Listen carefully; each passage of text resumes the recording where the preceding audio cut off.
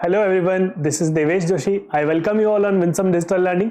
तो आज हम अपने क्लास 11th के फिजिकल ज्योग्राफी के चैप्टर नंबर 4 के अंदर बात करेंगे। तो चैप्टर नंबर 4 हमारा ओशन एंड कॉन्टिनेंट्स के ऊपर है। तो हम ये देखेंगे कि जो पूरा अर्थ है, अभी तक हमने जो बात करी थी अर्थक्वेक्स को हमने समझा था, वोल्केनोज के बारे में हमने बात करी थी, हम अर्थ सरफेस को समझ करके आ गए थे लास्ट चैप्टर के अंदर।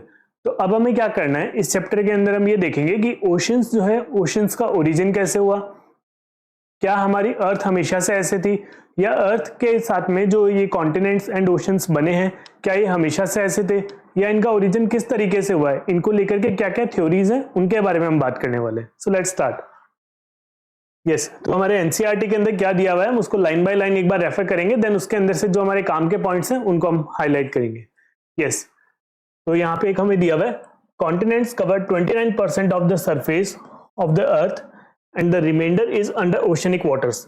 देखिए, मैंने ये इंपॉर्टेंट वाला जो एक दो पहले की लाइंस थी उनको हटाया, ये जो हमारे काम की बात है ना। देखो, सबसे पहली चीज वो क्या बता रहा है हमें यहाँ पे, continents cover 29% of the surface, है ना। तो ये बड़ी इंपॉर्टेंट चीज है, एमसीक्यूज के अंदर आपके क्वेश्चन आ सकता है।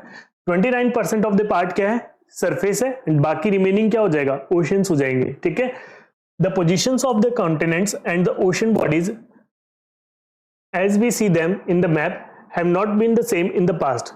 देखिए, बेसिकली क्या है, जो आप मार्केट से मैप खरीद करके लाते हो ना, जो आपने ग्लोब रखा हुआ है, तो क्या हमेशा से अर्थ वैसी थी क्या? वैसी नहीं थी, है ना। तो उसके अंदर कुछ चेंजेस हैं, तो वो क्या चेंजेस है उनके बारे में बात करेंगे। Moreover, it is now well accepted fact that the oceans and continents will not continue to enjoy their present position in times to come. इसका मतलब कि आज जो हमारे पास में कॉन्टिनेंट्स हैं, भाई 200 साल बाद भी यही मैप चलेगा क्या, या 2000 साल भी यही मैप वैलिड रहेगा क्या? नहीं रहेगा ना। क्यों नहीं रहेगा? क्योंकि ये कॉन्टिनेंट्स और जो ओशंस हैं वो अपनी जगह पर फिक्स नहीं रहते हैं, उनकी जगह चेंज होती रहती है। तो जब इनकी जगह चेंज होती रहती है, जगह फिक्स नहीं रहती है, तो हम यहाँ पे क्या कह सकते हैं कि ऐसा हो सकता है पहले भी हुआ।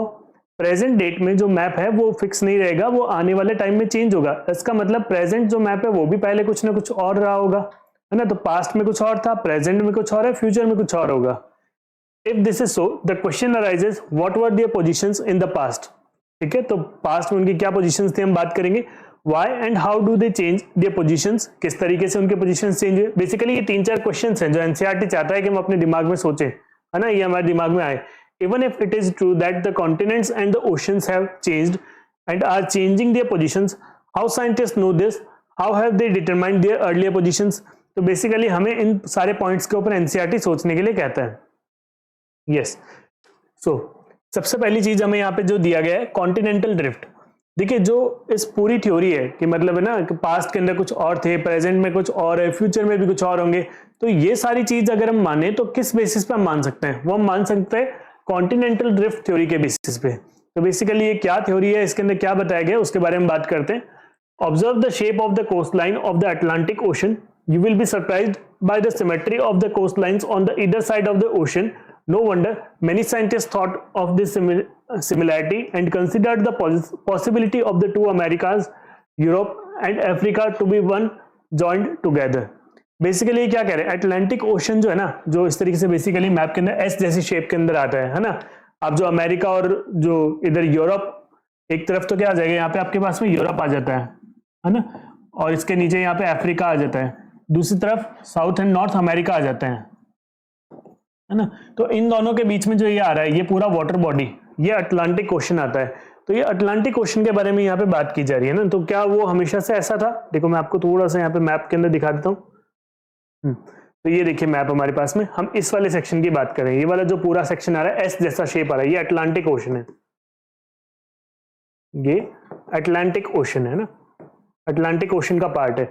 तो यहाँ पे एक तरफ हमारे पास में क्या आ गया, अफ्रीका वगैरह वाला पार्ट आ गया, यहाँ पे क्या नॉर्थ अमेरिका साउथ अमेरिका हो गए, इस तरफ यूरोप वगैरह ये वाला पार्ट हो गया।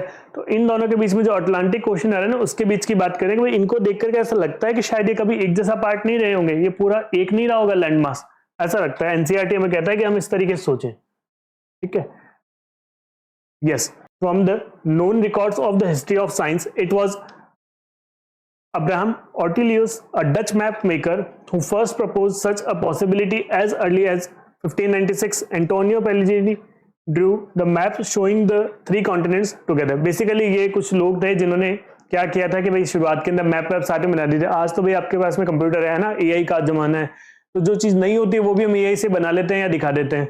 तो उस टाइम पे तो ऐसा कुछ था नहीं, तो उन्होंने क्या किया था कि जो मैप हाथ से बना करके उनको एक साथ में ज्वाइन करके देखा कि हाँ क्या कुछ ऐसी पॉसिबिलिटी रही होगी कि ये पूरा लैंडमास एक रहा होगा, है ना। तो उन्होंने ऐसा कुछ हाथ से करके देखा था। However it was Alfred Wegener, a German meteorologist, who put forth a comprehensive argument in the form of the continental drift theory in 1912. This was regarding the first distribution of the oceans and the continents. देखिए क्या है, ये जो पहले वाला है ना कुछ काम का नहीं है, ज्यादा हमें ध्यान नहीं रखना है, हमें नाम ध्यान रखना है एक अल्फ्रेड वैगनर का, ठीक है। सबसे इंपॉर्टेंट आदमी यही है, जर्मन मेटेरोलॉजिस्ट था। मेटेरोलॉजिस्ट वो होते हैं जो मौसम के बारे में पढ़ते हैं।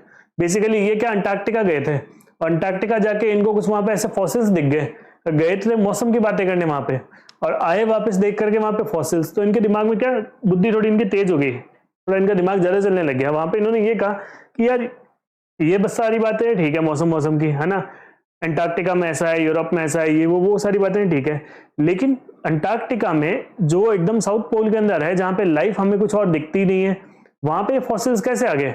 और ऐसे ही फॉसिल्स बाद में जब उन्होंने स्टडी करी तो पता लगा भाई और भी जगह कॉन्टिनेंट्स में है, तो इसका मतलब क्या ये कभी एक रहे होंगे, तो ऐसा उनकी बुद्धि तेज हो गई, है ना। तो उन्होंने क्या कहा, अल्फ्रेड वैगनर ने एक theory the, the continental drift theory, कब 1912 के अंदर, और उसके बेसिस पे सारी हम बात करते हैं कि उन्होंने बताया ओशंस एंड कॉन्टिनेंट्स किस तरीके से आए, ठीक है। इसके अंदर डिटेल में बात करते हैं। चलिए देखिए कॉन्टिनेंटल ड्रिफ्ट थ्योरी, है ना, उसके एविडेंसेस की बात करें, है ना, क्यों इसके वो इतनी वैल्यू दी जाती है या क्यों इसके बारे में हम बात कर रहे हैं, उसका रीजन क्या है, ये कुछ उसके रीजंस हैं। एक तो apparent affinity of physical features, कुछ सिमिलैरिटी हमें देखने को मिलती है फिजिकल फीचर्स में, बात करेंगे। बोटेनिकल एविडेंसेस, है ना, फॉसिल्स के फॉर्म में हमें देखने को मिलते हैं। प्लेसर डिपॉजिट्स हमें देखने को मिलते हैं, जो ग्लेशियर्स के थ्रू आगे हमारे पास में आगे आए हैं उनके बारे में। टिलाइट डिपॉजिट्स के बारे में हमें देखने को मिलता है। फिर पोलर वॉन्डरिंग के बारे में हम बात करेंगे। डिस्ट्रीब्यूशंस ऑफ फॉसिल्स, सारे टाइप के फॉसिल्स के यहाँ पे कवर हो जाएंगे। Rocks of the same age, भाई ओशंस के किनारों पर जो रॉक्स हैं वो सारी सेम एज के में देखने को मिलते हैं। ये कुछ उसके बारे में एविडेंसेस हैं कि क्यों भाई हमें कॉन्टिनेंटल ड्रिफ्ट थ्योरी, सीडीटी क्या है, कॉन्टिनेंटल ड्रिफ्ट थ्योरी है, ठीक है ना, तो क्यों हमें उसके ऊपर बात करनी चाहिए, क्यों उसको इतना वेटेज देना चाहिए, उसका रीजन हमें यहाँ से मिलता है। देखिए भाई क्या दिया हुआ है एनसीईआरटी के अंदर, according to Wegener all the continents formed a single continental mass and mega ocean surrounded the same. देखो बेसिकली क्या है, यहाँ पे हमारे पास में पूरा एक लैंडमास था, उसके आसपास में पूरा क्या था, सी था। देखो है क्या, ये हमारे पास में 4 डायग्राम्स हैं, इनको मैं ABCD मार्किंग दे देता हूँ, ये A B ये C और ये D, ठीक है। तो ये हमारे पास में इस तरीके से है। देखो सबसे पहली चीज क्या, 225 मिलियन ईयर अगो अगर आप जाते हो वहां पे देखते हो तो आपको क्या दिख रहा है, पूरा लैंडमास एक ही जैसा दिख रहा है, एक साथ जुड़ा हुआ है ना। इस पूरे लैंडमास को नाम क्या दिया है, पेंजिया नाम दिया है, और ये जो ओशन है उसको दिया है पैंथेलासा, ठीक है ना, इसको नाम दिया पैंथेलासा। थोड़ा ढंग से लिख देते हैं, पैंथेलासा। ये क्या है, बेसिकली ओशन का नाम था, है ना। अब ये सोनू मोनू चिंटू पिंटू ये नाम नहीं है, क्योंकि अपने ये क्या हिंदी नहीं थे, ये जर्मन फिलोसोफर, ये जर्मन मेटेरोलॉजिस्ट थे, इस वजह से क्या इनके नाम है जो कुछ इस तरीके से हैं, पेंजिया और पैंथेलासा। पेंजिया क्या था, लैंडमास था, पैंथेलासा क्या था, ओशन था, है ना। तो ये इन्होंने कहा continents formed into a single continent mass and mega ocean surrounded the same. तो इसके आसपास में सारा एक ओशन था। The super continent was named Pangaea, नाम था इसका Pangaea, which meant all earth, मतलब सारा लैंडमास एक ही जगह था। The mega ocean was called Panthalassa, इसके आसपास में जितना भी पूरा पानी था ये सारा क्या था, ये पैंथेलासा था, ठीक है, meaning all water. He argued that around 200 million years ago the super continent Pangaea began to split. Pangaea first broke into 2 large continental mass as Laurasia and Gondwana land. देखो बेसिकली इसने क्या कहा कि 225 मिलियन ईयर अगो पहले एक ही land mass था, इसके पूरे के आसपास में एक ओशन था। फिर क्या हुआ, 200 million years ago, 150 to 200 million years अगो के बीच में क्या हुआ, इसके 2 पार्ट होने शुरू हो गए, ये लैंडमास 2 टुकड़ों में बंटना शुरू हो गया। कौन सा, एक तो लोरेशिया, दूसरा गोंडवाना, ठीक है। नॉर्थ में चला गया लोरेशिया, नीचे आ गया गोंडवाना। अब कैसे याद करना भाई गोंडवाना लोरेशिया वगैरह को, थोड़ा सा एक ट्रिक है कि भाई लोरेशिया एशिया जैसे सुनाई देता है ना, लोरेशिया यूरोप और एशिया वाला जो सेक्शन है वो लोरेशिया कहलाया है ना, और जो गोंडवाना है इंडिया को आप कहते ही हो कि भाई गोंडवाना लैंड का पार्ट है, तो वो वाली बात हम यहाँ पे देख सकते हैं। देखो थोड़ा इंडिया ये हमें दिखेगा, है ना, तो गोंडवाना लैंड का पार्ट है। तो लोरेशिया और गोंडवाना 2 चीजें बन गई, किससे बनी, पेंजिया से, तो पेंजिया के दो टुकड़े हुए, एक लोरेशिया दूसरा गोंडवाना। पैंथलासा क्या था, पूरा एक ओशन था, ठीक है। जैसे अभी सेपरेट होगा ना, देखो बेसिकली तो इन क्या है, इन दोनों के बीच में एक स्पेस क्रिएट हुआ है, ये पूरे स्पेस के अंदर क्या बन जाएगा, इस पूरे स्पेस में क्या बन जाएगा, लोरेशिया और गोंडवाना के बीच में ये जो स्पेस है ना, यहाँ पे क्या बन जाएगा, एक सी बन जाएगा जिसका नाम क्या है, टेथिस सी। यहां नहीं दिया हुआ है ना, लेकिन यहाँ पे एक टेथिस सी बना था, जो टेथिस सी बाद में इंडिया इधर आया था, धीरे धीरे उठ करके इंडिया जो अपनी जगह पे आया था ना, प्रेजेंट वाली जगह पे इंडिया आया था। तो इंडिया जैसे यहाँ पे आया था, टेथिस सी के जो सेडिमेंट्स हैं वही आज हमें देखने को मिलते हैं, ये इधर है ना पूरा सेक्शन के अंदर। तो क्या था, यहाँ पे टेथिस सी बन गया था। ओशन कौन सा था, यहाँ पे था पैंथलासा। मैं सी की बात कर रहा हूँ, है ना।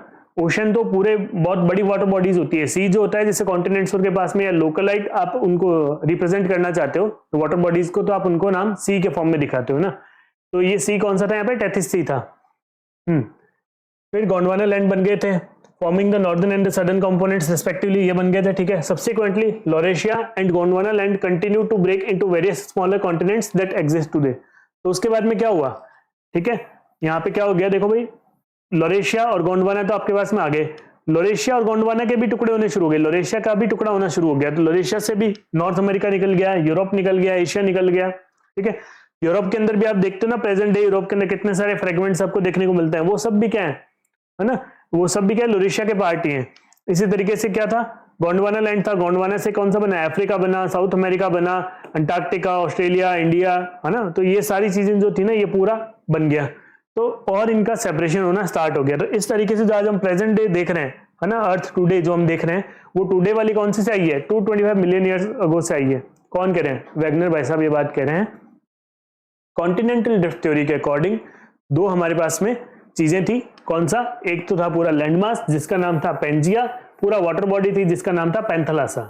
पहली बात तो ये। दूसरी बात, इन्होंने कहा कि वो जो लैंडमास था पेंजिया, उसका वो ब्रेकडाउन होना शुरू हुआ, उसके दो टुकड़े हुए, कौन सा, लोरेशिया, एक तो वह लोरेशिया, दूसरा वह गोंडवाना, ठीक है। लोरेशिया एंड गोंडवाना बना, लोरेशिया के भी और टुकड़े होने शुरू हो गए, उससे हमारे पास में क्या बने, कॉन्टिनेंट्स बनने लग गए छोटे छोटे, है ना।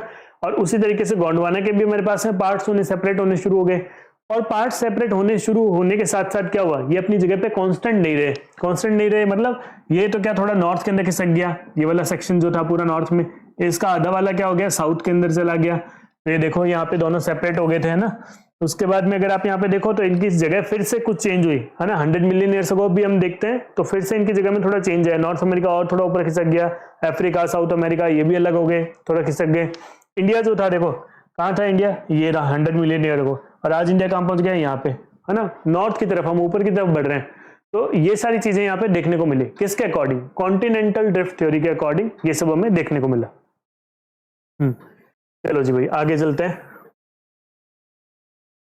Evidence in support of the continental drift theory, ठीक है। क्या क्या एविडेंसेस हैं, देखिए पहला है matching the continents, jigs of it. देखो कॉन्टिनेंट्स को आपस में मैच करके देखा, ये तो बात अभी हम समझ रहे हैं ना। ये हुआ कैसे था, उसके लिए क्या किया भाई, अफ्रीका को और साउथ अमेरिका को साथ में ला करके देखा। देखो ये रहा, है ना। तो ये आपके पास में कौन सा है, अफ्रीका वाला सेक्शन है, ये कौन सा है आपके पास में, साउथ अमेरिका।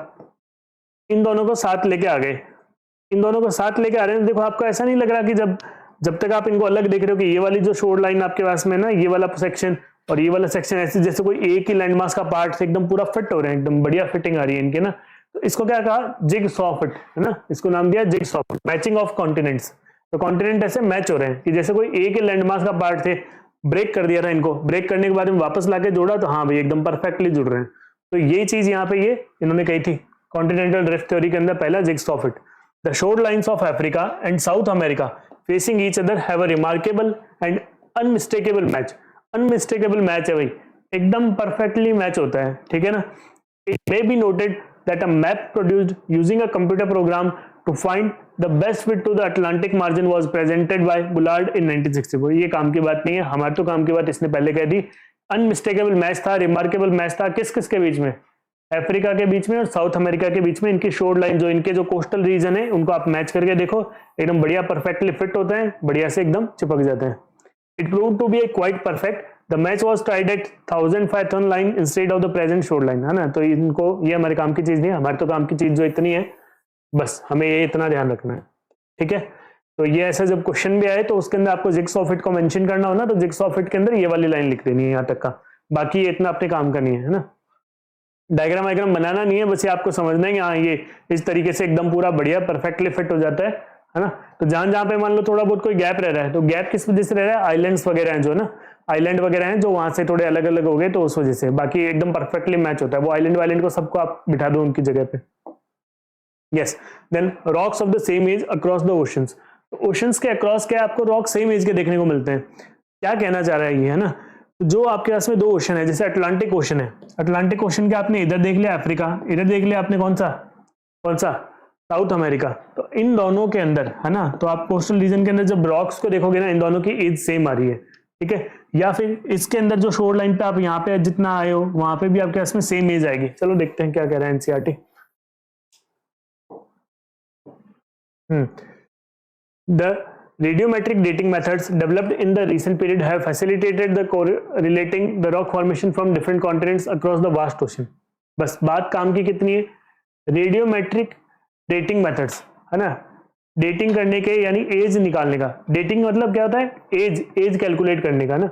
ये एज कैलकुलेट करने का एक मेथड है रेडियोमेट्रिक डेटिंग मेथड। तो जिसके अंदर क्या करते हो आप, कोई रॉक की या कोई भी चीज की एज को कैलकुलेट कर सकते हो, ठीक है। तो इसमें क्या बताया गया है, the belt of ancient rocks of 2000 million year from Brazil coast matches with those from western Africa. अब मैंने आपको कहा साउथ अमेरिका और अफ्रीका, इन दोनों को आप क्या करो एकदम बढ़िया से देख सकते हो, दोनों की रॉक्स जो है सेम एज की हैं। सेम एज की कब होगी भाई, जब पूरा लैंड मास एक ही रहा होगा, है ना, ये पूरा लैंड मास एक ही रहा होगा तभी हो सकती है ना ये चीज। ये देखो यहाँ पे, ये रहा आपके पास में, इधर क्या आ जाएगा ब्राजील, ये रहा इधर आपके पास में अफ्रीका। तो इन दोनों की अगर आपको रॉक को उठा करके देखो, है ना, रॉक की एज देखो, सॉरी, इन दोनों की अगर आप रॉक की एज देखो तो रॉक की एज आपके पास में क्या आती है, सेम आती है। यहाँ पे क्या आ रहा है आपके पास में ब्राजील, है ना। तो इनके अंदर आप क्या कर रहे हो, जैसे ही रॉक की आप डेटिंग करते हो, है ना, रेडियोमेट्रिक डेटिंग मेथड से जैसे आप इसकी एज निकालते हो तो सेम एज की आपके पास में दोनों चीजें आ रही है। तो देखिए यहाँ पे, ठीक है, the earliest marine deposits along the coastline of South America and Africa are of the Jurassic age। अब देखो जो हम एजिंग की बात, एज की बात करते हैं भाई ना, मतलब रॉक्स की या पूरे अर्थ के अंदर अलग अलग फेजेस की बात करते हैं, जिस एज की बात करते हैं टाइमलाइन के ना, तो उसमें क्या है कि जो मरीन डिपॉजिट्स यहाँ पे मिल रहे हैं, है ना, समुद्र के अंदर जो डिपॉजिट्स हैं उनकी बात की जा रही है। कौन से रीजन के अंदर, साउथ अमेरिका के अंदर और अफ्रीका के अंदर। इन दोनों के अंदर दोनों सेम एज ग्रुप से बिलोंग कर रहे हैं। सेम एज ग्रुप से कब बिलोंग करेंगे, जब एक साथ बने होंगे तभी तो एक साथ उनकी बात होगी ना। This suggest that the ocean did not exist prior to that time, है ना। तो इसका मतलब क्या है, दोनों क्या थे, यहाँ पे जो आपके पास में ये इधर जो पूरा ये वेस्ट अफ्रीका आ रहा है और इधर ये जो पूरा इसके पास में साउथ अमेरिका आ रहा है, ये दोनों की जो रॉक है दोनों सेम एज की थी। इसका मतलब दोनों क्या थे, पहले एक साथ ही रहा करते होंगे, एक ही पार्ट होंगे, दोनों अलग अलग नहीं होंगे, यानी ओशन वहां पे एग्जिस्ट नहीं करते होंगे। क्या बताया मैंने, एक तो बताया जिग्सॉ फिट, दूसरी हमने बात करी रॉक्स की एज वाली, है ना, और तीसरी अभी हम बात कर रहे हैं, ठीक है, तीसरी अभी हम बात करेंगे यहाँ पे टिलाइट की। टिलाइट क्या है इसको समझते हैं। देखो, the sedimentary rock formed out of deposits of glaciers. देखो ये इसकी डेफिनेशन होगी टिलाइट की, बहुत छोटी सी डेफिनेशन है, नाम अलग सा है ना टिलाइट। टिलाइट क्या होता है, it is the sedimentary rock formed out of deposits of glacier.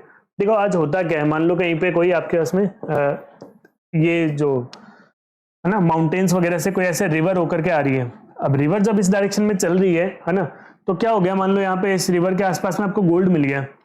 Gold मिलते ही तो आपकी आंखें चमक जाएगी, अरे वाह यार गोल्ड मिल गया। तो आप कहाँ जाओगे, ये रे आप, है ना, ये रे आप, ये आपकी आंखों में खुशी आ गई, अरे वाह गोल्ड मिल गया। तो आप किधर जाओगे, आप जाओगे गोल्ड को लेने के लिए इसके कोस्ट लाइन पे।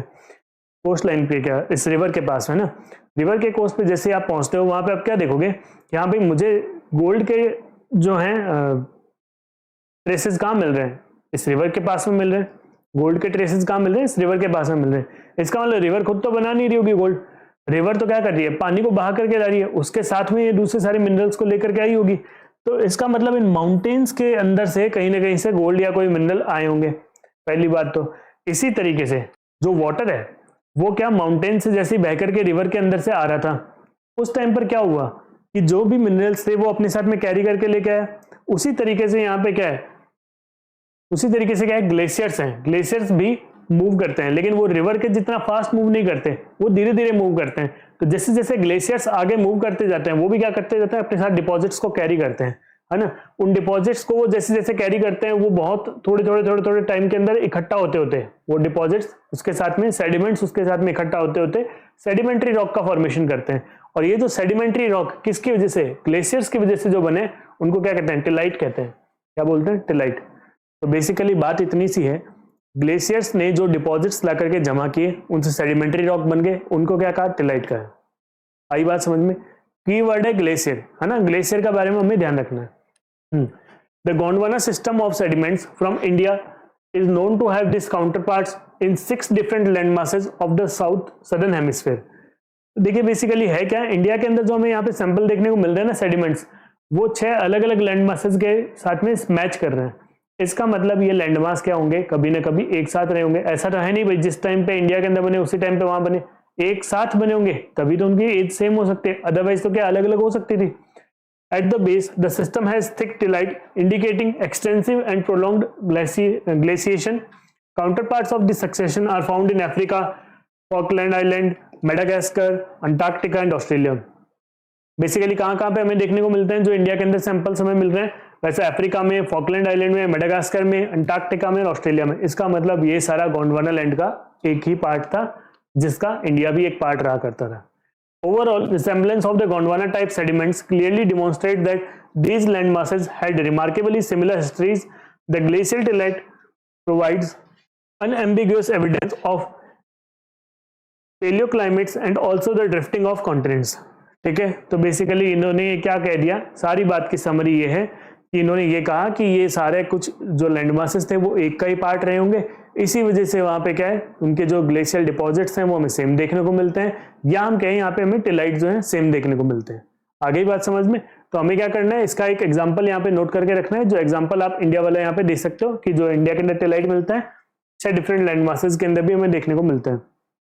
बेसिकली है क्या, हमें इसको पूरे को आंसर के अंदर भी रिप्रोड्यूस करना होगा, है ना। तो हमें उसके अकॉर्डिंग भी देखना है कि जो बुक में दिया है पूरा पूरा याद नहीं करके इसकी समरी क्या है, क्रक्स क्या है, वो हम निकाल लें। यस, देन है प्लेसर डिपॉजिट्स। अब प्लेसर डिपॉजिट्स की बात करते हैं। The occurrence of rich placer deposits of gold in the Ghana coast and the absolute absence of source rock in the region is an amazing fact. देखो प्लेसर डिपॉजिट्स क्या है, एक पर्टिकुलर प्लेस के ऊपर डिपॉजिट्स हैं। देखो घाना की अगर आप बात करो ना, ये रहा घाना, इधर होगा ना, इधर आपके पास में घाना होगा इस रीजन के अंदर। तो यहां है घाना के अंदर क्या मिलता है, गोल्ड। अब घाना के अंदर गोल्ड मिलता है वो तो ठीक है, लेकिन कोई ना कोई ऐसे रॉक्स होंगे ना जिनके अंदर पहले से गोल्ड प्रेजेंट रहा होगा। तो घाना के अंदर स्टार्टिंग से अगर आप वो रॉक बेड देखो ना, वो वहां पे है ही नहीं, ठीक है। गोल्ड के डिपॉजिट्स जरूर हैं, लेकिन वहां पे absolute absence of source rock. मतलब क्या कहना चाह रहा है, इस बात को बड़ा ध्यान से समझो, ठीक है। ये क्या कहना चाह रहा है, absolute absence of source rock, यानी जिस चीज से गोल्ड आना चाहिए वो सोर्स रॉक वहां है ही नहीं। लेकिन वो कहां पे है, वो आपको मिलता है ब्राजील के अंदर। कहां पे मिलता है, यहां ब्राजील के अंदर मिलता है, ठीक है। कितनी गजब की बात है, घाना के अंदर आपको गोल्ड मिल रहा है, लेकिन उसका सोर्स कहां है, ब्राजील के अंदर। कब हो सकता है, वो तभी हो सकता है जब दोनों एक ही लैंडमास का पार्ट रहे होंगे, बाद में सेपरेट हो गए होंगे, और तब वहां पे आपको सिर्फ क्या मिल रहा है, गोल्ड देखने को मिल रहा है, लेकिन उसका जो रॉक है, सोर्स रॉक कहां है, ब्राजील के अंदर है। ये बात है, ठीक है। The gold bearing veins are in Brazil and it is obvious that the gold deposits of the Ghana are derived from the Brazil plateau when the two continents lay side by side. तो basically ये देखो, आप इनको join होने के बाद में देखना किस तरीके से हमें एकदम परफेक्टली मैच होते हुए दिखते हैं, है ना। यहाँ हम बात करें तो ये देखो कितना परफेक्टली यहाँ पे मैच होते हुए दिख रहे हैं हमें, ठीक है, इस पूरे सेक्शन के अंदर। तो ब्राजील और घाना के अंदर आप यहाँ पे इस पूरे सेक्शन को देख सकते हो, बढ़िया मैच हो रहे होंगे, तभी एक रहा होगा, इसी वजह से सोर्स रॉक इधर रह गया, गोल्ड डिपॉजिट्स वहां रह गए। आगे बात समझ में, ठीक है जी। डिस्ट्रीब्यूशन ऑफ फॉसिल्स क्या कहा जा रहा है, when identical species of plants and animals adapted to living on land और in fresh water are found on either side of the marine barriers, a problem arises regarding the accounting for such distribution. देखो क्या था कि अगर मान लो कोई हमें चीज देखने को मिल रही है इंडिया के अंदर, इसका मतलब ऐसा तो है नहीं कि यार कंगारू आज जो है ना, मतलब ऑस्ट्रेलिया के अंदर होते हैं, वो इंडिया के अंदर तैर करके आ जाएंगे। भाई इंडिया के अंदर वो तभी आ सकते हैं इंडिया के अंदर वो तभी आ सकते हैं जब इंडिया के अंदर भी कंगारू रहते, सॉरी, तो इंडिया के अंदर कंगारू अगर रहते तो यहाँ पे हो सकते हैं, तैर के तो आ नहीं सकते। तो बेसिकली अगर यहाँ पे कोई भी फॉसिल्स हमें मिल रहे हैं, किसके, प्लांट्स के या एनिमल्स के, वो सेम तभी हो सकते हैं जब ये पूरा एक लैंड मास रहा होगा। ठीक है, प्लांट्स और एनिमल के फॉसिल हमें तभी मिल सकते हैं। जो इंडिया के अंदर फॉसिल है वही ऑस्ट्रेलिया में कैसा हो सकता है? थोड़ा सोचो, आप दिमाग लगाओ, इंडिया के फॉसिल्स ऑस्ट्रेलिया में सेम कैसे हो सकते हैं? वो तभी हो सकते हैं जब वो एक रहे होंगे, बिना एक रहे तो हो ही नहीं सकता, है ना। तो देखिए यहाँ पे क्या है, जैसे हमारे पास में कुछ एग्जाम्पल है ना। लेस्टोसॉर्स की बात करें तो लेस्टोसॉर्स कहाँ पे? अंटार्कटिका के अंदर भी मिलता है, इंडिया के अंदर भी मिलता है, अफ्रीका के अंदर भी मिलता है। तो ये तो तभी पॉसिबल था ना कि जब ये पूरा लैंड मास एक रहा होगा, तो कुछ यहाँ रह गए, कुछ वहां रह गए, है ना। इसी तरीके से आप बात करो फॉसिल्स के अंदर, वेलोसिपेटर्स की बात करें तो ऑस्ट्रेलिया के अंदर, अंटार्कटिका में, फिर इंडिया के अंदर, अफ्रीका के अंदर और साउथ अमेरिका के अंदर, इतनों में कॉमन मिल रहा है, देखो, है ना। इतनों में कॉमन मिलने का मतलब क्या हुआ कि ये कभी लैंड मास एक रहे होंगे, तो तभी हो सकता है। मेसोसॉर्स की बात करें तो मेसोसॉर्स साउथ अमेरिका के अंदर भी मिलते हैं, मेसोसॉर्स अफ्रीका के अंदर भी मिलते हैं फॉसिल्स। क्यों? क्योंकि कभी एक रहे होंगे, तभी यहाँ पे हो सकता है। ठीक है ना। तो इसी तरीके से हम यहाँ पे पूरे प्लांट्स एंड एनिमल की अगर बात करें तो उनके फॉसिल्स हमें तभी मिल सकते हैं जब वो एक लैंड मास का पार्ट हो रहे होंगे, है ना। The observation that lemurs occur in India, Madagascar and Africa led some to consider continuous landmass Lemuria linking to these three land masses. तो बेसिकली क्या था, देखो लेमूर्स जो थे ना, कहाँ पे? इंडिया के अंदर मिल रहे थे, मेडागास्कर के अंदर मिल रहे थे और अफ्रीका के अंदर। इन तीन रीजन के अंदर लेमूर्स थे, ठीक है ना। तो इन तीनों रीजन को, है ना, इंडिया, मेडागास्कर और अफ्रीका, बेसिकली मेडागास्कर अफ्रीका के इतना क्लोज है, और वो जियोग्राफिकली अगर जिग्सॉ फिट आप लगा के देखो तो आपको लगेगा कि मेडागास्कर उसी से अलग होगा, उसी का पार्ट होगा, है ना, अफ्रीका का।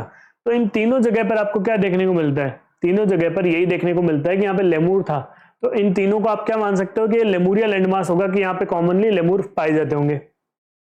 मेसोसॉर्स की भी यही बात है, was a small reptile adapted to shallow brackish water.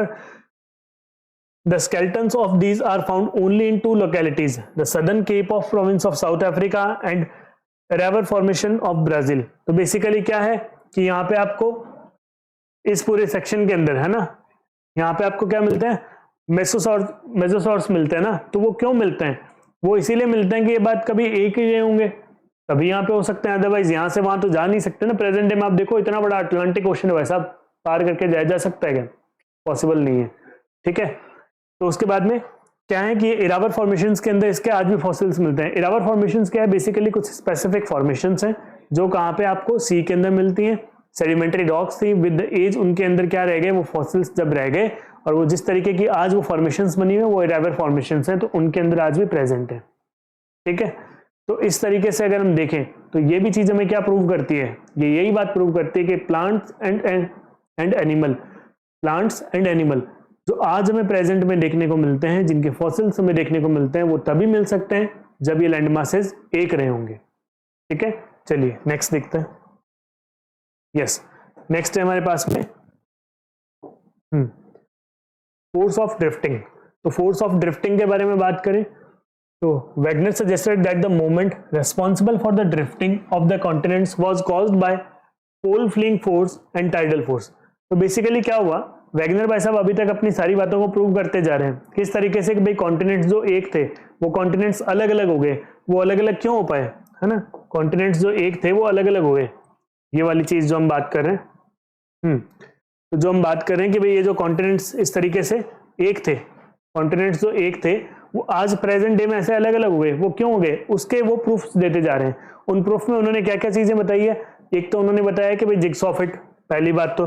दूसरी बात उन्होंने बताई है रॉक्स की सेम एज होना, ठीक है। तीसरी बात क्या बताई है? टिलाइट बताया है। चौथी चीज उन्होंने क्या बताई है? प्लेसर डिपॉजिट्स बताए हैं, ठीक है। पांचवी चीज क्या बताई है? डिस्ट्रीब्यूशन ऑफ फॉसिल्स बताया है, ठीक है।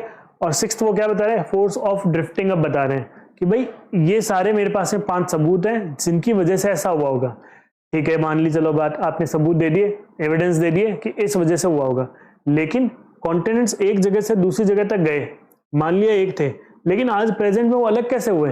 तो अलग होने का भी कुछ कारण होगा। तो वैगनर साहब ने उसका भी कारण दिया। क्या बताया Wagner suggested that the movement responsible for the drifting of continents was caused by pole fleeing force.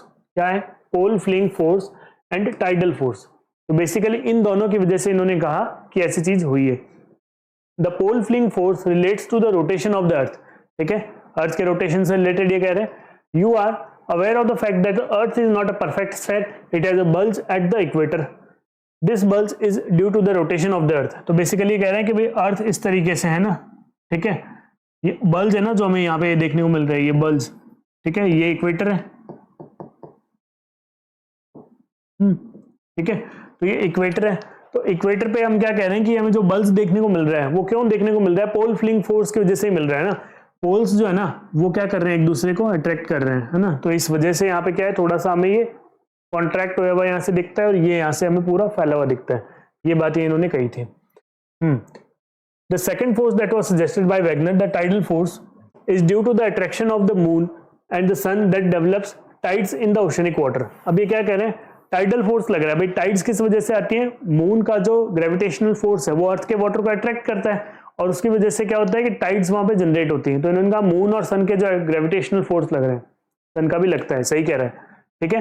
तो इन दोनों के जो हमारे पास में ग्रेविटेशनल फोर्स लगते हैं उसकी वजह से टाइड्स डेवलप होती हैं. टाइडल फोर्स भी यहाँ पे इस तरीके से काम करता है, जिसने क्या किया होगा कि वाटर को यहाँ पे पुश किया होगा, कॉन्टिनेंट्स उधर गए होंगे. Wagner believed that these forces would become effective when applied over many millions years. However, most of the scholars consider these forces to be totally inadequate. तो भाई वैगनर साहब तो मानते थे कि भाई ये मिलियंस ऑफ ईयर्स तक ये फोर्स लगेंगे तो हो जाएंगे, लेकिन प्रेजेंट डे साइंटिस्ट क्या मानते थे कि नहीं यार, कितने मिलियन ईयर्स तक लगा लो, लेकिन इतना इनमें पावर थोड़ी है कि इतने भारी भारी कॉन्टिनेंट्स को अलग कर देंगे, है ना. पहले तो पेंजिया के 2 टुकड़े कर देंगे, लोरेशिया गोंडवाना कर देंगे, फिर लोरेशिया गोंडवाना के भी इतने सारे टुकड़े कर देंगे. तो ये मजाक की बात थोड़ी है भाई, इनमें इतना पावर थोड़ी है ना. तो ये बात थोड़ी सी जमीनी. फिर पोस्ट ड्रिफ्ट थ्योरीज है ना, या पोस्ट ड्रिफ्ट स्टडीज क्या है. It is interesting to note that the continental drift, most of the evidence was collected from continental areas in the form of distribution of flora and fauna और deposits like tillite. A number of discoveries during the post-World War II period added new information to geological literature. Particularly, the information collected from the ocean floor mapping provided the new dimensions study of distribution of oceans and continents. तो हुआ क्या था यहाँ पे, ये कहा कि भाई जो ना कॉन्टिनेंटल ड्रिफ्ट के लिए जो ज्यादातर एविडेंसेस लिए गए थे वो कहाँ से लिए गए थे? कॉन्टिनेंटल एरिया से लिए गए थे. कहाँ से लिए गए थे? कॉन्टिनेंटल एरिया से लिए गए थे, ठीक है ना. इन the form of distribution of flora and fauna and deposits. अलग अलग डिपॉजिट्स हैं जहां पे अलग अलग तरीके का फ्लोरा एंड फौना जहां पे देखने को मिलते हैं, जैसे टिलाइट के अंदर हमें देखने को मिले थे. तो इस तरीके से यहाँ पे क्या किया गया था कि जो एविडेंसेस थे वो कलेक्ट किए गए थे. एंड पोस्ट वर्ल्ड वॉर और भी बहुत सारी चीजें हुई, वो हम आगे देखेंगे. उसके बाद में एक थ्योरी हमारे पास में आती है, कन्वेंशनल करंट थ्योरी. देखिए कन्वेंशनल करंट थ्योरी क्या है. पहली बात तो हमें किसका नाम ध्यान रखना है? अल्फ्रेड वैगनर का नाम ध्यान रखना है. 1912 के अंदर दी थी. कौन सी थ्योरी दी थी? कौन सी थ्योरी दी थी? कमेंट करिए उसका नाम, ठीक है. अब हम बात कर रहे हैं second theory, conventional current theory, ठीक है. किसने दी थी? आर्थर होम्स ने दी थी. 1930s के अंदर दी थी, ठीक है. यस, तो आर्थर होम्स ने हमें क्या बताया था? आर्थर होम्स ने कहा था कि भाई जो बाकी सारी बातें तो वैगनर की ठीक है, बाकी सारी बातें तो वैगनर की ठीक है, लेकिन क्या था, वैगनर ने जो बताया था ना रीजन कि भाई कॉन्टिनेंट्स क्यों ड्रिफ्ट किए होंगे, वो वाली बात जमी नहीं थी. तो आर्थर होम्स ने उसका एक सॉल्यूशन दे दिया. उन्होंने कहा कि अर्थ के अंदर क्या कन्वेक्शन करंट्स चलती है. देखो हमने लास्ट चैप्टर के अंदर तक के जो सारी बात करी हुई है कन्वेक्शन करंट वाली, मैंने आपको एक डायग्राम भी दिखाया था जिसमें इस तरीके से क्या कर रहा था, जो सारा मैग्मा था वो मूव कर रहा था, है ना. तो मैग्मा मूव कर रहा था. अच्छा, मैग्मा और लावा में क्या डिफरेंस है हम लास्ट चैप्टर के अंदर बात कर चुके हैं, ठीक है ना. तो लावा जो सरफेस पे आ जाता है वो हो जाता है, और जो सरफेस के अंदर रहता है तब तक वो मैग्मा रहता है. तो देखिए यहाँ पे क्या हुआ होगा कि जो मैग्मा रहता है, हमें पता है मैग्मा के अंदर कन्वेंशनल करंट चलती है. कन्वेंशनल करंट यानी मैग्मा जो है उसका कंटिन्यूअसली ऐसा मूवमेंट होता रहता है. तो मैग्मा का जब मूवमेंट हो रहा होगा तो उसने क्या किया होगा, ऊपर का जो सरफेस है जिसको हम लिथोस्फेयर कहते हैं, ठीक है, जो ऊपर का जो सरफेस है लिथोस्फेयर जिसको हम कहते हैं, उस लिथोस्फेयर को, ऊपर का जो सरफेस जिसको हम लिथोस्फेयर कहते हैं, उस लिथोस्फेयर को इसने क्या किया होगा, डाइवर्ज कर दिया होगा ना. उसको इसने क्या कर दिया होगा, थोड़ा सा सेपरेट कर दिया होगा. तो जैसे इसको लिथोस्फेयर को सेपरेट किया होगा तो यहां से क्या हो गया होगा, रिज बन गई होगी, यानी सेपरेशन आ गया होगा. और सेपरेशन आने के बाद में हम कह सकते हैं कि जो कभी पेंजिया रहा होगा वो किसके अंदर, 2 पार्ट्स के अंदर ब्रेक हो गया होगा, और उसके बाद में जो फर्दर हम जो देख रहे हैं कॉन्टिनेंट्स ड्रिफ्ट किस वजह से हुए होंगे, इसी तरीके से हुए होंगे, क्योंकि कंटिन्यूअसली यही चीज चलती रहती है। इस तरीके से क्या करता रहता है, ये मैग्मा मूव करता रहता है। तो जैसे जैसे मैग्मा मूव करता रहेगा क्या करेगा, लिथोस्फीयर पे प्रेशर लगाएगा और लिथोस्फीयर को सेपरेट कर देगा। ठीक है, तो ये बात हमें देखने को मिलती है ना। तो Arthur Holmes in 1930s discussed the possibility of the convection currents operating in the mantle portion. कहां पे, मेंटल पोर्शन के अंदर जो कन्वेक्शन करंट्स चलती है, किसकी बात करी, कन्वेक्शन करंट्स, है ना। ये कहां चलती है, मेंटल के अंदर। हमने पढ़ लिया था मेंटल क्या होता है, लास्ट चैप्टर के अंदर हम बात कर चुके हैं इसके, है ना। तो मेंटल के अंदर कन्वेक्शन करंट्स के बारे में बात करी। These currents are generated due to radio active elements causing thermal differences. देखो भाई यहाँ पे बहुत इंपॉर्टेंट चीज इन्होंने दी है, इन्होंने आर्थर ओम्स ने क्या कहा था, these currents are generated due to radio active elements causing the thermal differences. Basically thermal differences की वजह से हो रहा था। अब थर्मल डिफरेंस यानी टेम्परेचर के अंदर डिफरेंस आ रहा था। टेम्परेचर के अंदर डिफरेंस क्यों आ रहा था कि ये भाई करंट चलने लग गई, टेम्परेचर में डिफरेंस इसलिए आ रहा था क्योंकि यहाँ पे रेडियो एक्टिव एलिमेंट्स थे। अब रेडियो एक्टिव एलिमेंट्स क्या होते हैं, radio active elements certain type के एलिमेंट होते हैं जो अपने अंदर से रेडियो एक्टिव रेडिएशंस को एमिट करते हैं। ठीक है, रेडियो एक्टिव एमिशंस जैसे आप मान लो अल्फा बीटा गामा, इस तरीके से जो पार्टिकल्स होते हैं उनका एमिशन चलता रहता है उनके अंदर से। तो उनका कंटिन्यूअसली एमिशन होता रहेगा, वहां पे हीट जनरेट होती रहेगी और हीट जनरेट होती रहेगी तो वहां पे क्या होगा, टेम्परेचर का डिफरेंस आएगा। देखो इसको थोड़ा सा डिटेल में डिस्कस कर लेते हैं किस तरीके से होता है ना। तो ज्यादा ऐसे टेंशन वाली बात नहीं है। थर्मल डिफरेंसेस क्या होता है, देखिए यहाँ पे थर्मल डिफरेंस, थर्मल डिफरेंस, है ना। देखो मान लो क्या है कि भाई आपके घर के अंदर आपने गैस के ऊपर क्या किया कि भाई एक जो कंटेनर लिया, उस एक कंटेनर में आपने पानी गर्म होने के लिए चढ़ाया, है ना। पानी यहाँ पे आपने गर्म होने को चढ़ाया, इसमें आपने पानी भरा हुआ है। दूसरी तरफ आपने क्या करा, पानी को ठंडा ही रखा हुआ है। ये कोल्ड वाटर है और ये आपने जो ये भी कोल्ड वाटर रखा था, लेकिन इसको आप गर्म नहीं कर रहे हो, इसको आप हीट नहीं दे रहे हो। ठीक है, इसको आप हीट दे रहे हो, इसको जैसे आप गर्म कर रहे हो। क्या होगा, जैसे आप पानी को गर्म कर रहे हो ना, पानी के अंदर में आप एक चीज ऑब्जर्व करोगे। क्या ऑब्जर्व करोगे, पानी के अंदर में आपको कुछ ऐसे ऐसे मूवमेंट होता हुआ दिखता है। पानी के कुछ मॉलिक्यूल्स हैं उनमें मूवमेंट होता दिखता है। ठंडा वाला पानी आपने रखा हुआ है, इसको हीट नहीं दे रहे हो, तब तक ये क्या है, एकदम सही है, जैसा जैसा पानी है वैसे वैसे। इसमें आपको क्या कुछ ऐसे ऐसे करंट सी ऐसी चलती हुई दिखती है, कुछ ऐसे लाइन्स है वो चलती हुई दिखते हैं, नीचे से ऊपर आ रही होती है, ऊपर से नीचे जा रही होती है। वाटर का बेसिकली आपको मूवमेंट वहां पे दिख रहा होता है। वाटर का मूवमेंट क्यों हो रहा है, वो क्या है, कन्वेक्शन करंट्स है। क्या है, जैसे हीट मिल रही है, हीट मिलते ही वाटर क्या हो रहा है, गर्म हो रहा है, और गर्म होते ही वो क्या कर रहा है, एक्सपैंड होकर के ऊपर आ रहा है। तो उसकी जगह पे क्या है, ऊपर से ठंडा पानी नीचे आ रहा है। जैसे ही आप हाथ डालते हो, कई बार पानी को गर्म होता है तो आप देखते हो ऊपर की तरफ तो पानी आपको ज्यादा गर्म लग रहा है, नीचे थोड़ा ठंडा ही होता है। क्यों है, क्योंकि कन्वेक्शन करंट चल रही है। और कन्वेक्शन करंट के चलने से क्या होता है कि यहाँ पे जो वाटर है ना वो कंटिन्यूअसली ऐसे सर्कुलेट होता रहता है। क्यों हुआ, टेम्परेचर डिफरेंस की वजह से। ठंडा और गर्म था ऊपर, है ना, नीचे गर्म मिलने लग गया, हीट मिलने लगी, हीट जैसे वहां पे मिलने लगी, उसके बाद में धीरे धीरे वो गर्म हुआ हुआ पानी ऊपर आने लग गया और ठंडा वाला पानी नीचे आने लग गया। तो सर्कुलेशन स्टार्ट हो गया थर्मल डिफरेंस की वजह से। ऊपर ठंडा था, नीचे गर्म होने लग गया, इस वजह से, है ना। वैसे यहाँ पे क्या हो रहा है, अर्थ के इनर कोर में क्या है, बहुत ज्यादा हीट है ना। यहाँ पे टेम्परेचर क्या है, बहुत ज्यादा हाई है, टेम्परेचर क्या है, वेरी हाई। लेकिन आप ऊपर तक देख रहे हो, यहाँ पे लिथोस्फीयर तक आते आते उतना ज्यादा हाई थोड़ी मिलता है, उतना हाई नहीं मिलता है, टेम्परेचर डिफरेंस आया ही नहीं आया। तो यहाँ पे जो मैग्मा है, मैग्मा का मूवमेंट क्या होगा, गर्म जो चीज है वो हमेशा ऊपर की तरफ उठती है, जो ठंडी चीज है वो नीचे की तरफ आती है ना। तो यहाँ से गर्म चीज होकर के क्या करेगी, ये गर्म जो होगा वो लावा वो जो मैग्मा किस तरफ आएगा, ऊपर की तरफ आएगा, और ऊपर की तरफ आएगा, और इधर वाला जो मैग्मा है वो क्या थोड़ा ठंडा है, वो नीचे की तरफ आएगा। तो इस तरीके से उसका एक सर्कुलेशन स्टार्ट हो जाएगा, जिसको आप क्या बोलोगे, कन्वेक्शन करंट। उसको ही क्या नाम दे दिया, कन्वेक्शन करंट। ठीक है, बेसिकली इसको अगर पूरे को मैं समराइज करूं, क्या होता है, जो मैग्मा होता है वो सर्कुलेट करना स्टार्ट करता है, जो गर्म होता है मैग्मा ऊपर की तरफ आ रहा होता है, और टेम्परेचर डिफरेंस की वजह से ऊपर का जो मैग्मा है वो कंपैरेटिवली नीचे के मैग्मा की कंपैरिजन में थोड़ा सा टेम्परेचर वहां पे डिफरेंस होता है। इस वजह से उसका सर्कुलेशन कंटिन्यूअसली चलता रहता है। ये सर्कुलेशन ऑफ मैग्मा जो आप यहाँ पे देख रहे हो वो क्यों हो रहा है, कन्वेक्शन फिनोमिना की वजह से हो रहा है। इसीलिए आपने इसको क्या नाम दिया, कन्वेक्शन करंट्स नाम दिए।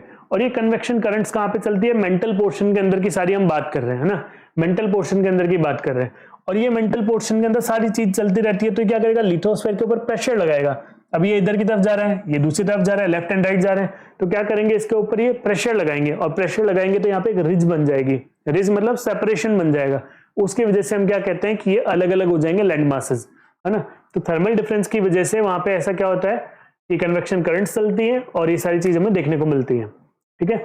इन the mantle portion Holmes argued that there exists a system of such currents in the entire mental portion. This was an attempt to provide an explanation to the issue of force, on the basis of which contemporary scientists discarded the continental drift theory. तो basically continental drift theory में Wagner की side ले ली, किसने, उसके भाई Holmes ने। Holmes ने कहा अपना भाई सब कुछ सही कह रहा है, कहीं गलत नहीं कह रहा, बात उसकी इतनी सी गड़बड़ थी उसको मैं सही कर देता हूँ। तो इन्होंने क्या किया, कन्वेंशनल करंट थ्योरी के अकॉर्डिंग जो कॉन्टिनेंट्स का डिफरेंस, जो कॉन्टिनेंट्स का अलग अलग होना जो था उसको इन्होंने वैलिडेट कर दिया, बाकी सारे जो थे पॉइंट्स वो पहले से वैगनर ने प्रूव किए हुए थे। तो ये सारी चीज यहाँ पे थी, ठीक है। आगे बात समझ में, ठीक है। नहीं आई है तो थोड़ा सा एक बार इसको रिवाइज कर लेना, आई होप कि आपको समझ में आ जाएगी, बहुत इजीली हमने इसको समझा है। Yes, mapping of ocean floor. Mapping of ocean floor के अंदर क्या है, expeditions to map the oceanic floor in the post World War II period provided a detailed picture of the ocean relief and indicated the existence of submerged mountain ranges as well as deep trenches mostly located closer to continental margin। क्या कहा पूरी इस रामायण के अंदर वो सारा हम समझ लेते हैं। इन्होंने ये कहा कि भाई वर्ल्ड वॉर 2 के बाद में क्या हुआ था कि भाई मतलब है ना ओशनिक रिलीफ, यानी ओशन के अंदर जो पूरा बेड है, ओशनिक बेड है, या फिर आप कहें ओशन का पूरा रॉक है, उसको समझना था। उसको समझने के लिए क्या किया गया, स्टडीज करी गई। स्टडीज में क्या हुआ, existence of submerged mountain ranges. ऐसा नहीं कि हमारे पास हिमालय जैसी एक चीज है, उसके अलावा भी इस पूरे ओशन के अंदर बहुत सारी ऐसी क्या चीजें हमें देखने को मिलती है, माउंटेन रेंजेस देखने को मिलती हैं। अब ये माउंटेन रेंजेस क्या है, इस पूरे ओशन के अंदर सबमर्ज हो रखी है, as well as deep trenches. Trenches मतलब बहुत गहरा गड्ढा होता है ना, वो डीप ट्रेंचेस भी यहाँ पे हमें देखने को मिलती है। Mostly located closer to the continent margin, continents के पास में हमें मोस्टली देखने को मिलता है। तो अभी क्या चीज है, सारा मैपिंग ऑफ ओशनिक फ्लोर, इसको हम समझेंगे। The mid oceanic ridges were found to be the most active in terms of volcanic eruptions. ये बड़ी इंपॉर्टेंट बात इन्होंने फिर से कह दी है। The mid oceanic ridges were found to be most active in terms of volcanic eruption. The dating of the rocks from the oceanic crust revealed the fact that they are much younger, ठीक है, much younger than the continental areas। they मतलब कौन, they मतलब कौन, mid oceanic रीज। they मतलब कौन, mid oceanic रीज, है ना। they मतलब कौन, मिड ओशनिक रीज की बात की जा रही है कि वो क्या है, बहुत ज्यादा यंग है ना। rocks on either side of the crest of oceanic ridge and having equidistant location from the crest were found to have remarkable similarities। इनके अंदर rocks on either side of crest of oceanic ridges, है ना, having equidistant location, उनमें similarities हैं both in terms of constituents and their age. देखो क्या सारी चीजें, इसको पूरे को समझ ही लेते हैं अभी, है ना। ओशनिक फ्लोर के अंदर आपको क्या क्या देखने को मिलता है, माउंटेन रेंजेस, ट्रेंचेस वगैरह सब देखने को मिलते हैं। क्यों देखने को मिल रहे हैं, क्या देखने को मिल रहा है, उन सबका कारण अभी समझेंगे। मिड ओशनिक रिजेस, है ना, मिड ओशनिक रिज आपको देखने को मिलती है, ये मिड ओशनिक रिज की जो हम बात कर रहे हैं। तो मिड ओशनिक रिज क्या होती है, देखो बेसिकली क्या है, हमें कुछ इस तरीके से चीजें जो है ना देखने को मिलती है ओशन के फ्लोर में। क्या देखने को मिलता है, पहले हमें कॉन्टिनेंटल शेल्फ देखने को मिलते हैं, ठीक है। जो आपके पास में क्या चीज होती है, कॉन्टिनेंटल शेल्फ, कॉन्टिनेंट जो हमारे पास में है ना, ये देखो कुछ इस तरीके से ये कॉन्टिनेंट्स होते हैं ना, इनसे कुछ थोड़ा सा नीचे ये कॉन्टिनेंट है ना, ये कॉन्टिनेंट है, यहाँ पे ओशनिक बेड होगा। तो अब इन दोनों के लेवल में डिफरेंस है, तभी तो यहाँ पे पानी भरा हुआ होगा। अब है क्या, यहाँ पे कुछ आपको स्लोप्स देखने को मिल रहे हैं, बेसिकली कॉन्टिनेंटल शेल्फ, उसके बाद में कॉन्टिनेंटल स्लोप आ जाता है, बहुत स्लोप आता है, तभी तो यहाँ पे आपको ढलान देखने को मिलती है। बेसिकली रिवर्स और की जो डिब्रीज होती है, वो डिब्रीज क्या करती है, इसी वजह से तो ओशन के अंदर जाकर के डिपॉजिट हो जाती है।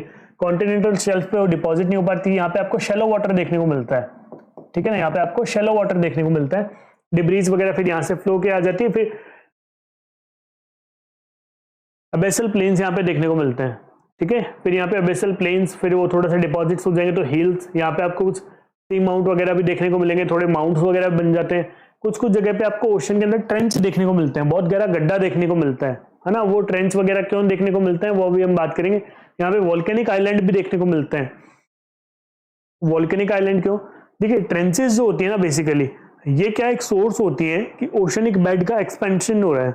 ओशनिक बेड का एक्सपेंशन का क्या मतलब हुआ, उसका मतलब ये हुआ ओशन का जो आपके यहाँ से फ्लोर है ना, ओशन का जो रॉक है वो क्या नया कंटिन्यूअसली बनता जा रहा है। अब देखो ये जो यहाँ पे ट्रेंच है, ट्रेंच से क्या होगा, ये जो रिजेस हैं उनके अंदर से क्या होगा, वोल्केनिक इरप्शंस होता रहता है, तो कंटिन्यूअसली वोल्केनिक इरप्शंस यहाँ से होता रहेगा। ठीक है, तो यहाँ पे क्या होता रहेगा कि ये जो भी यहाँ से लावा बाहर आ रहा है वो क्या होता रहेगा, यहाँ पे डिपॉजिट होता रहेगा। तो जैसे ही वो यहाँ पे मान लीजिए डिपॉजिट होता रहेगा, क्या बन जाएगा, वोल्केनिक आइलैंड बन जाएगा। तो थोड़ा सा ये क्या बन जाएगा आपके पास में, एक हाइट लेकर लेगा, तो थोड़ा माउंट जैसी कंडीशन भी बन सकती है, आइलैंड जैसी कंडीशन भी बन सकती है। आगे डिटेल में बात करते हैं। देखिए ये जो चीज अभी हमने हाईलाइट करी है इसको हम आगे अभी समझेंगे। देखिए जी, यहाँ पे सारी चीज सी फ्लोर जो है उसका हमें स्प्रेडिंग देखने को मिलती है। होता क्या है, जो मैग्मा है, मैग्मा जो क्या कर रहा होगा, अंदर से कुछ बाहर आने की कोशिश कर रहा है मैग्मा, है ना, अंदर से मैग्मा क्या है, बाहर आने की कोशिश कर रहा है। जैसे ही मैग्मा बाहर आने की कोशिश कर रहा है, ठीक है, वो क्या कर रहा है, ऊपर की तरफ यहाँ पे कन्वेंशनल करंट की वजह से ऊपर प्रेशर लगा रहा है ना। तो जो ओशनिक क्रस्ट है, ओशन की जो हमारे पास में पूरा जो रॉक बनी हुई है या ओशन का जो पूरा बेड बना हुआ है, उसमें क्या होगा, यहाँ पे जो एक रिज बन चुकी होगी, है ना, ये यहाँ पे रिज बन चुकी होगी, यहाँ पे एक हमें थोड़ा सा सेपरेशन देखने को मिल रहा होगा। ये यहाँ से क्या होगा कि पूरा जो मैग्मा होगा वो बाहर आने लग जाएगा। जैसे जैसे मैग्मा बाहर आएगा वो क्या करेगा कि यहाँ पे नया एक सरफेस बना देगा, है ना, नया यहाँ पे एक रॉक बनने लग जाएगा। यहाँ पे एक नया रॉक बन रहा है, इधर भी एक नया रॉक बन रहा है। तो यहाँ जो नए रॉक्स हमें बनने को देखने को मिल रहे हैं वो रॉक्स क्या है, सिमिलर होंगे। पहली बात तो उनकी एज सिमिलर होगी, क्योंकि दोनों एक साथ ही बन रहे हैं ना। इधर वाला जो मान लीजिए मैं इसको ए नाम दे रहा हूँ, इसको मैं बी नाम दे रहा हूँ, ए और बी दोनों की एज सेम होगी, बाकी प्रॉपर्टीज सेम होंगी, दोनों के अंदर जितने भी कॉन्स्टिट्यूएंट मिनरल्स होंगे वो दोनों के अंदर सेम होंगे, है ना। तो इस तरीके से क्या होता है कि यहाँ पे हमें देखने को मिलता है कि इनमें सारी सिमिलैरिटी आती है, जो यहाँ पे हमें बात करी गई थी।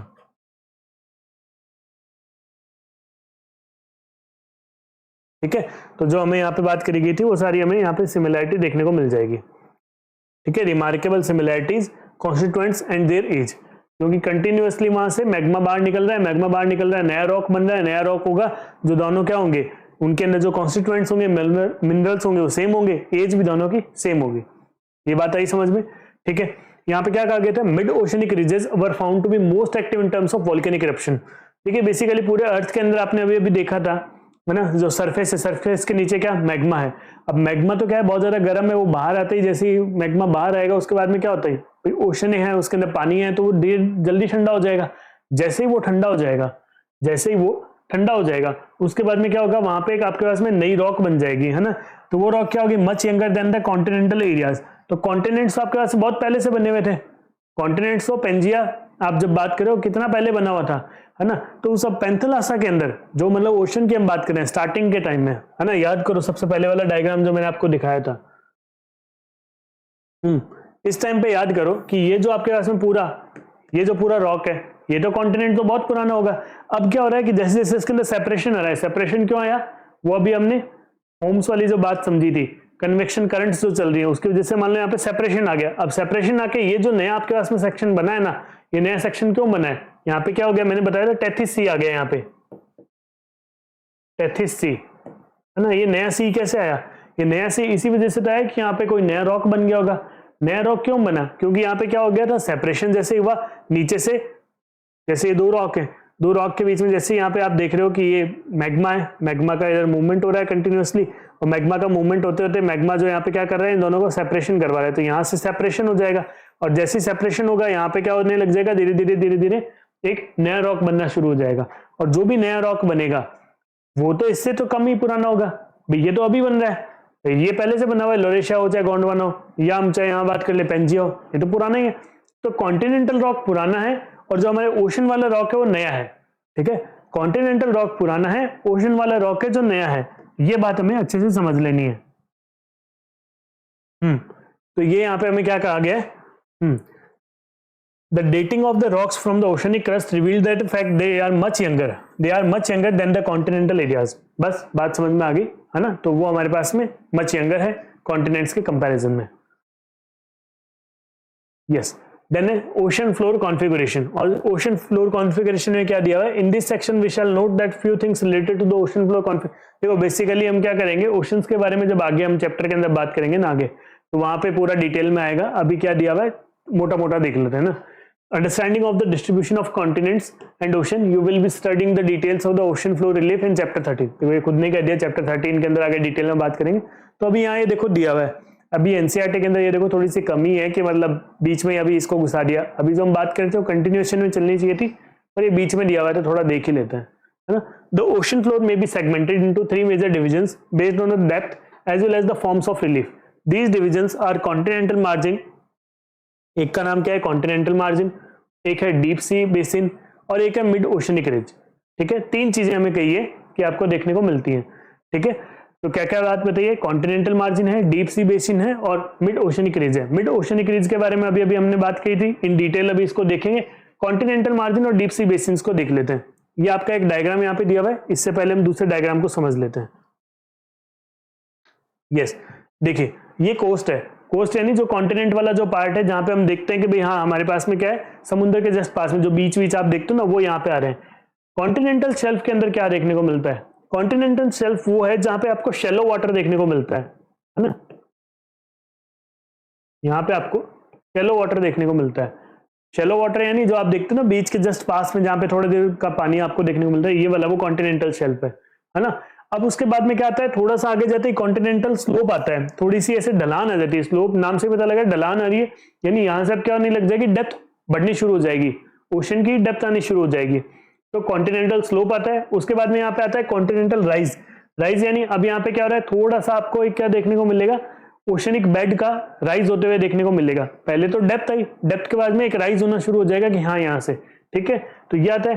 देन फिर आते हैं अबेसल प्लेन। अबेसल प्लेन क्या है, एकदम फ्लैट बेड है ना, फ्लैट बेड है एकदम, पूरा एक ऐसा रीजन है जो आपको देखने को मिलता है और इस पूरे के ऊपर आपको क्या है, वाटर बॉडी देखने को मिलती है। तो अभी जो हम बात कर रहे थे, यस, तो क्या थे, कॉन्टिनेंटल मार्जिन थे। कॉन्टिनेंटल मार्जिन उस पूरे का पार्ट था। डीप सी बेसिन अभी हमने बात कर ली, डीप सी बेसिन अभी यहाँ पे आ जाएगा, ठीक है।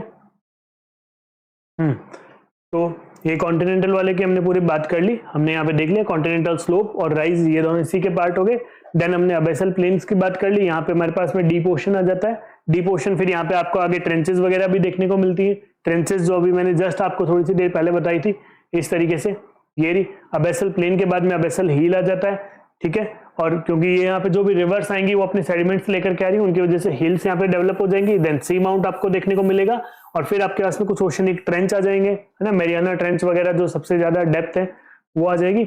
और फिर आपके पास में कुछ ऐसे वॉल्केनिक आइलैंड वगैरह, ये सब चीजें इसके अंदर कंटिन्यूअसली चलती रहती है, ठीक है। यस, तो ये देखिए यहाँ पे क्या है, सबसे पहले जो सी लेवल है, अब इस डायग्राम को आप थोड़ा समझ सकते हो, है ना। तो कॉन्टिनेंटल शेल्फ है जो आपको इस रेंज के अंदर देखने को मिलता है। क्या बताया हुआ है यहाँ पे आपको क्या बताया हुआ है, एरिया बताया हुआ है। नीचे की तरफ आपको एरिया दिया हुआ है, कम्युलेटिव एरिया, और यहाँ पे आपको सी लेवल दिया हुआ है कि भाई सी लेवल कहाँ से कहाँ तक रहता है, कितने किलोमीटर की डेप्थ वगैरह रहती है, ठीक है। तो ये पहले आपके पास में जो आएगा, सबसे पहले कॉन्टिनेंटल शेल्फ आ जाएगा। कॉन्टिनेंटल शेल्फ के बाद में आपके पास में ओशन बेसिन फ्लोर आ जाएगा। फिर आपके पास में डीप ओशंस आ जाते हैं। तो कितना आप लगभग 400 जो आप किलोमीटर्स लगभग चलते हो, स्क्वायर किलोमीटर्स आप चलते हो, तो उसके बाद में जाके आपके पास में क्या आता है, डीप ओशंस आते हैं, ओके।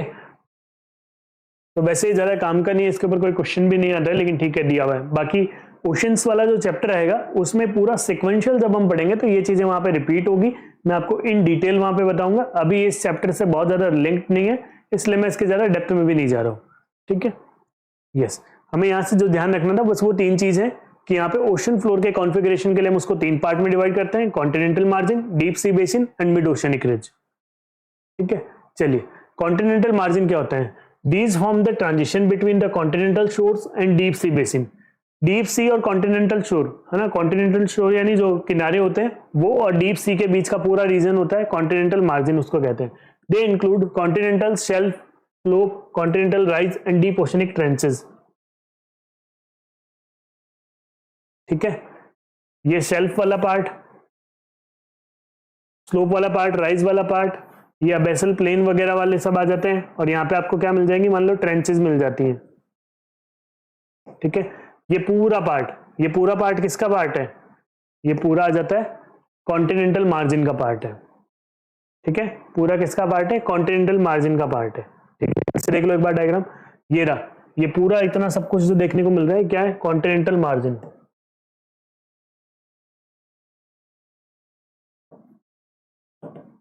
ठीक है, ये सारा कॉन्टिनेंटल मार्जिन का पार्ट है। Okay, of these deep oceanic trenches are the areas which are of considerable interest so far। ठीक है, तो बेसिकली इनमें क्या है, डीप ओशनिक ट्रेंचेस के बारे में सब जानना चाहते हैं, आगे बात कर लेंगे। Abyssal plains, these are extensive plains that lie between the continental margin and mid oceanic ridges। अब देखो क्या है कि अभी अपने ट्रेंचेस की बात कर ली, ट्रेंचेस के बाद में भी जैसे क्या एक्सपेंशन कंटिन्यूअसली चलता रहेगा, तो ज्यादातर एरिया किसने कवर किया होगा, अबैसल प्लेन्स ने ज्यादातर एरिया लिया हुआ होगा। अभी अबैसल प्लेन्स ने जो ज्यादातर एरिया लिया हुआ है, वहां पे आपको क्या देखने को मिलता है, ज्यादातर सेडिमेंट्स जो है ना, वो यहाँ पे क्या है, इन मार्जिन के अंदर आकर के डिपॉजिट हो गए हैं। ज्यादातर प्लेन एरिया बनेगा कैसे बताओ, पूरा प्लेन एरिया बनाने के लिए हम घर में भी क्या करते हैं, प्लेन बनाने के लिए मान लो कहीं पे थोड़ा नीचा है, कहीं से थोड़ा ऊपर है, पूरे के अंदर एक लेवल में लाने के लिए क्या करते हैं, कुछ हम डिपॉजिट्स करते हैं, मिट्टी डालते हैं, कुछ ना कुछ डालते हैं, वहां पे एक बराबर लेवल में लेके आते हैं। वैसे ही जो पूरी की पूरी रिवर्स सारा का सारा सेडिमेंट्स लेके आई है, वो जिस पूरे एरिया के अंदर जमा हो गया, पूरे एरिया के अंदर आकर के इकट्ठा हो गया और फिर पूरा एरिया एक जैसा बन गया, उसका नाम क्या हो गया, अबैसल प्लेन्स हो गए। ठीक है, तो अबैसल प्लेन्स बेसिकली क्या है, ट्रेंचेस से लेकर के रिज के बीच में, यहाँ पे ओशनिक ट्रेंच था, और ट्रेंच के बाद में ये पूरा जो सेक्शन आ रहा है ना, प्लेन जैसा आ रहा है, ये अबैसल प्लेन हो गए, और फिर यहाँ पे रिजेस आ जाएंगी। ठीक है, ओशनिक रिज आ जाएगी। तो ओशनिक रिज और ट्रेंच के बीच का जो सेक्शन है उसको आपने क्या कहा है, ठीक है ना, तो उसको आपने क्या कह दिया, अबैसल प्लेन। ट्रेंच बेसिकली किसका पार्ट है, ट्रेंच को भी अगर मैं ऐसे लिखूं तो ये कॉन्टिनेंटल मार्जिन का पार्ट है, ये कॉन्टिनेंटल मार्जिन का पार्ट है। ठीक है, तो कॉन्टिनेंटल मार्जिन और रिज के बीच में पूरा का पूरा रीजन किसने लिया हुआ है, अबैसल प्लेन्स ने लिया हुआ है। तो देखो यहाँ पे डायग्राम के अंदर ये रहा है ना, अबैसल प्लेन क्या है, पूरे के अंदर स्प्रेड हुए रहेंगे, पूरे के अंदर स्प्रेड हुए रहेंगे। कहीं पे ट्रेंचेस आपको मिल जाएंगी, कहीं पे नहीं मिलेंगी, कुछ सेक्शन ऐसे भी आएंगे, मैं आपको आगे डायग्राम्स के अंदर दिखाऊंगा इस चैप्टर के अंदर जैसे जैसे हम आगे बढ़ेंगे। कई ओशन है, जैसे आपको अटलांटिक ओशन के अंदर बहुत भर भर के ट्रेंचेस देखने को मिलती है, कुछ हैं जिनके अंदर आपको देखने को मिलती है लेकिन इतनी ज्यादा नहीं देखने को मिलती है ना, ऐसे सेक्शंस भी है।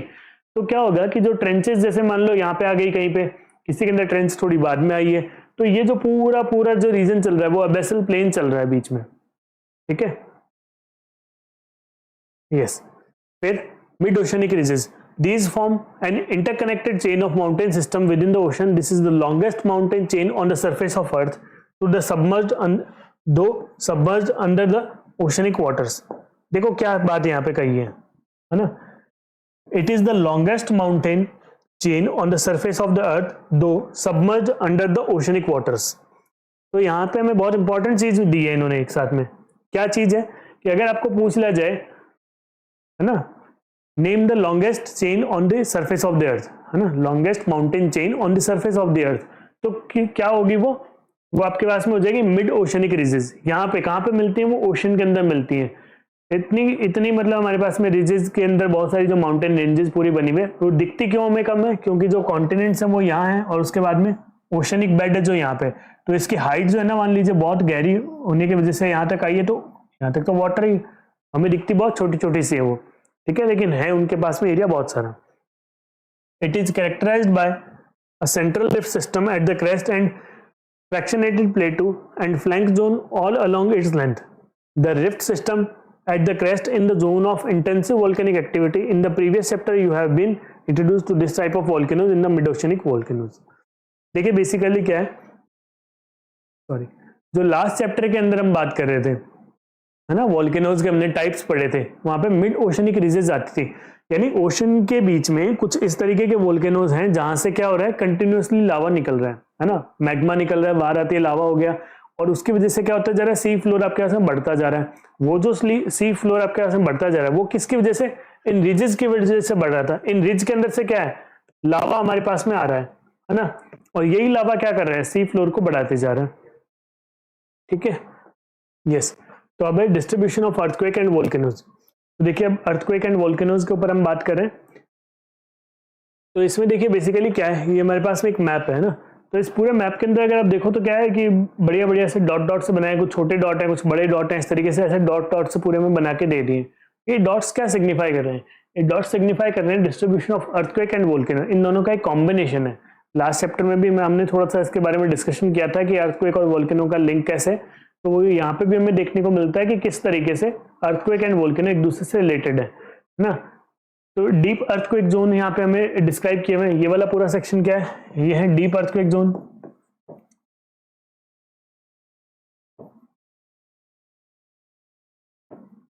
ये है डीप अर्थक्वेक जोन, ठीक है।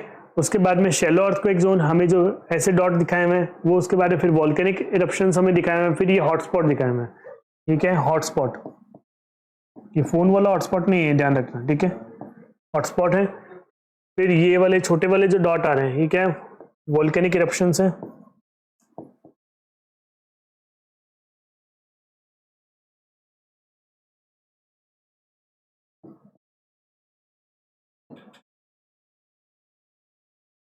फिर यहाँ पे आपको बीच बीच में शैलो अर्थक्वेक जोन्स भी देखने को मिल जाएंगे, ठीक है। ये शैलो अर्थक्वेक जोन्स है पूरे रीजन के अंदर। देखिए है क्या, इस पूरी कहानी को समझते हैं। इस पूरी पिक्चर को देख करके एक हमें आइडिया लग रहा है। देखो ये वाला पूरा जो एस जैसा सेक्शन आ रहा है ना, ये क्या है, ये अटलांटिक ओशन है ना। अटलांटिक ओशन के अंदर आपको सबसे ज्यादा क्या देखने को मिल रहे हैं, हॉटस्पॉट देखने को मिल रहे हैं आपको। यहाँ पे अर्थक्वेक वाले जोन्स देखने को मिल रहे हैं, है ना, पूरे इस रीजन के अंदर डिस्ट्रीब्यूटेड है।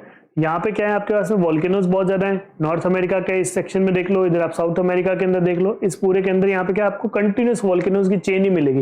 ये देखो ये जो डॉट आ रहे हैं, ये वाले पूरे पूरे क्या है, ये सारे वॉल्केनोज की चेन चल रही है यहाँ पे, है ना। इस पूरे रीजन के अंदर देखो ये वाला जो पूरा सेक्शन है, यहाँ पे अर्थक्वेक भी बहुत ज्यादा प्रोन, अर्थक्वेक प्रोन एरिया है, ये बहुत ज्यादा अर्थक्वेक आते हैं। और यहाँ पे आपके पास में और क्या देखने को मिलता है, यहाँ पे हमें बहुत सारे वॉल्केनोज भी देखने को मिलते हैं इस पूरे रीजन में। साउथ ईस्ट एशिया वाला जो रीजन आता है, थोड़ा सा इधर ऑस्ट्रेलिया के ऊपर हम जो बात कर रहे हैं ना, ओशियाना वाला रीजन जो आता है, उस पूरे सेक्शन को आप लेकर के चलें तो वहां बहुत ज्यादा आपको अर्थक्वेक एंड वॉल्केनोज की एक्टिविटी देखने को मिलती है। तो देखिए यहाँ पे क्या दिया हुआ, you will notice a line of dots in the central part of Atlantic Ocean almost parallel to the coastline in this map। देखो कोस्ट लाइन जो चलती जा रही है ना, उसके पैरेलल में पूरे में आप देख सकते हो, है ना। ये चीज आप यहाँ पे ऑब्जर्व कर सकते हो। It further extends into Indian Ocean. It bifurcates a little south to the Indian subcontinent with one branch moving into East Africa and other meeting a similar line from Myanmar to New Guinea. देखो basically यहाँ पे नीचे आती है, उसके बाद में एक लाइन जो है इसकी डिफरेंट कलर लेते हैं। देखो यहाँ पे आई, उसके बाद में एक इधर चली गई और एक लाइन उधर चली गई, दो डायरेक्शन के अंदर लाइनें चली गई। उसके बाद में क्या है, ये इधर से होकर के और उसके बाद में म्यांमार वगैरह की तरफ इधर चली गई, है ना। यहाँ पे क्या है आपको इस पूरे सेक्शन के अंदर इधर भी चलती हुई दिख रही है, इंडिया के पास में नहीं है, एक सिर्फ अंडमान निकोबार के अंदर में देखने को मिलता है, बाकी ये पूरा इधर वाला जो सेक्शन है यहाँ देखने को मिल जाता है हमें, है ना। तो इस तरीके से पूरी चेन चल रही है। You will notice that this line of dots coincides with the mid oceanic ridges. The shaded belt showing another area of concentration coincides with the alpine Himalayan system and the rim of the Pacific Ocean. Pacific ocean की जो पूरी rim है, ये देखो ये वाला जो पूरा रीजन था, ये पैसिफिक ओशन का सेक्शन था, ये पूरा ये क्या था, पैसिफिक ओशन को रिप्रेजेंट कर रहा था। यहाँ पे आपको पूरे में देखने को मिल रहा है पैसिफिक ओशन वाली रिम के अंदर, ठीक है। यहाँ पे पूरे के अंदर वॉल्केनोज, यहाँ पे कंटिन्यूसली जो मैंने ब्लू लाइन से डॉट किया है। फिर उसके बाद में क्या कहा है इसने, अल्पाइन हिमालयन सिस्टम के अंदर, ठीक है।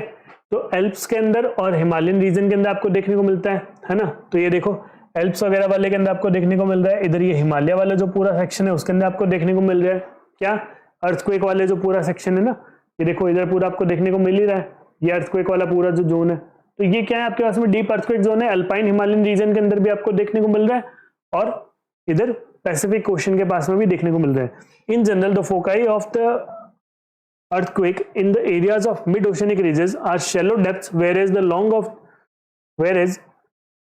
यहां से ले लेना, whereas along the alpine Himalayan belt as well as the rim of the Pacific, the earthquakes are the deep-seated one। देखो क्या बात कह रहे हैं यहाँ पे, कब शैलो है और कब यहाँ पे डीप सीटेड है। इसने कहा हाँ, the areas of mid-oceanic ridges are shallow depths, ठीक है। mid-oceanic ridge वाले shallow depth हैं। क्या रीजन है शैलो डेप्थ होने का, अभी पहले हमने बात की थी भाई, कॉन्टिनेंट्स बहुत पहले के बने हुए हैं, मिड ओशनिक रिजेस हैं, वहां से अभी नए फ्रेश यहाँ पे क्या है रॉक्स बनी है। तो नई जो फ्रेश रॉक्स बनी है उनकी डेप्थ थोड़ी कम होगी, उनकी डेप्थ थोड़ी सी कम होती है, इसी वजह से क्या है, whereas along the Alpine Himalayan belt as well as the rim of the Pacific earthquake are deep seated one.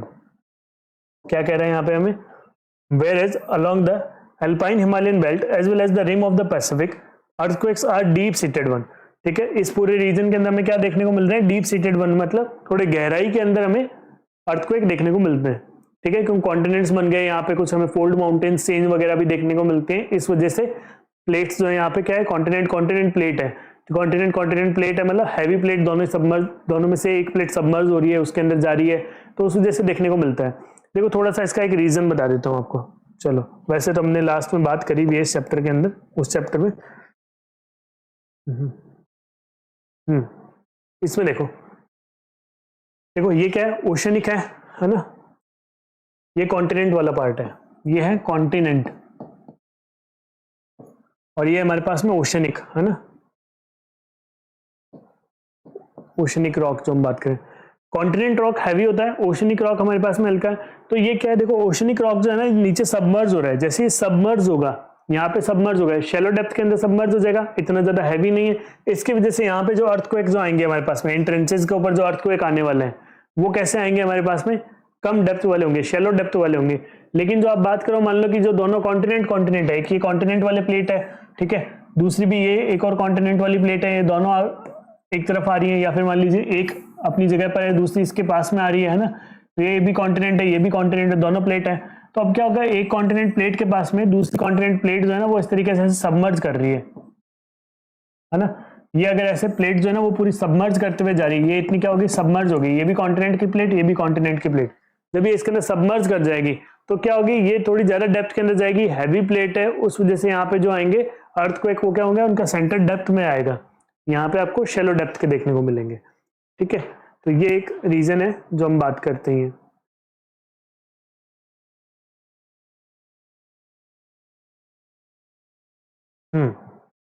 ठीक है, तो ये हमने देखा है यहाँ पे, the map of the volcano also shows a similar pattern, the rim of the Pacific is also called the ring of fire. Pacific के अंदर जो पूरा है ना वो हमें रिंग ऑफ फायर देखने को मिलता है ना। तो रिम ऑफ जो हमने बात की थी यहाँ पे पूरी हमें देखने को मिल रही थी, रिम ऑफ पैसिफिक, पूरे पैसिफिक में ये एक जो लाइन चल रही है ये, जिसको मैं वापस रीड्रॉ कर रहा हूँ, ये लो मैं पूरा एक बार, ये देखो, ये जो पूरा हमारे पास में ये चलते आ रहा है, ये पूरा क्या है ना, ये पूरा क्या है, रिम ऑफ पैसिफिक है। यहाँ पे हमें बहुत ज्यादा देखने को मिलते हैं, ठीक है, एक्टिव वोल्केनोस बहुत ज्यादा देखने को मिलते हैं, तो इसको रिंग ऑफ फायर भी कहते हैं, क्योंकि यहाँ पे बहुत ज्यादा हमें देखने को मिल रहा है। ये देखो, ये रहा पूरा ring of fire. Ring of fire के अंदर पूरा सेक्शन आ रहा है, कौन कौन सी ट्रेंचेज आ रही है, उन ट्रेंचेज के भी हमें नाम दिए है ना। और इन ट्रेंचेज के आसपास में आप देखोगे कि यहाँ पे आपको वोल्केनिक एक्टिविटी ज्यादा हो रही है, अर्थक्वेक प्रोन भी ये एरिया रहता है ना, अभी जो हमने लास्ट में बात करी। तो ये पूरा साउथ अमेरिका वाला इस तरफ का रीजन आ गया, इधर नॉर्थ अमेरिका का सेक्शन आ गया, ठीक है। फिर इधर हम जो बात कर रहे हैं ये वाला पूरा ओशियाना का थोड़ा सा इधर साउथ ईस्ट ऑफ एशिया आ गया है ना। तो यहाँ से पूरा लिटिल टोंगर ट्रेंच वगैरह पूरा सब, फिलिपाइन ट्रेंच वगैरह पूरा, एल्यूशियन ट्रेंच और मिडिल अमेरिका, पेरू, चिली, सब इसके अंदर कवर हो गया। ये जो सबसे ज्यादा एक्टिव वोल्केनोज वाला, ये जो सबसे ज्यादा एक्टिव वोल्केनोज वाला पूरा सेक्शन है, इस पूरे सेक्शन को क्या कहा जाता है, रिंग ऑफ फायर कहा जाता है। ठीक है, रिम ऑफ अटलांटिक या रिंग ऑफ फायर एक ही चीज है। चलिए देन हम बात करते हैं concept of C floor spreading. C floor spreading की क्या बात कही जाएगी, ठीक है। बेसिकली सी फ्लोर जो है ना वो स्प्रेड कर रहा है। क्यों स्प्रेड कर रहा है, कैसे स्प्रेड कर रहा है, अगर हम थोड़ा सा एक बार इसको रिवाइज करें,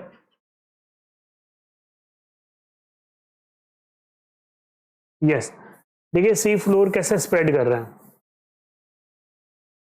फिर से हम इसी डायग्राम के ऊपर आ गए अपने घूम घाम के। स्टार्टिंग में पेंजिया था अकेला, पेंजिया से फिर क्या बना, लोरेशिया और गोंडवाना बना। जब लोरेशिया एंड गोंडवाना बना तो यहाँ पे आसपास में पूरा क्या था, वाटर था। अब वही वाटर इन दोनों के बीच में आ गया, ठीक है। यहाँ पे एक नया सी बन गया, Tethys sea.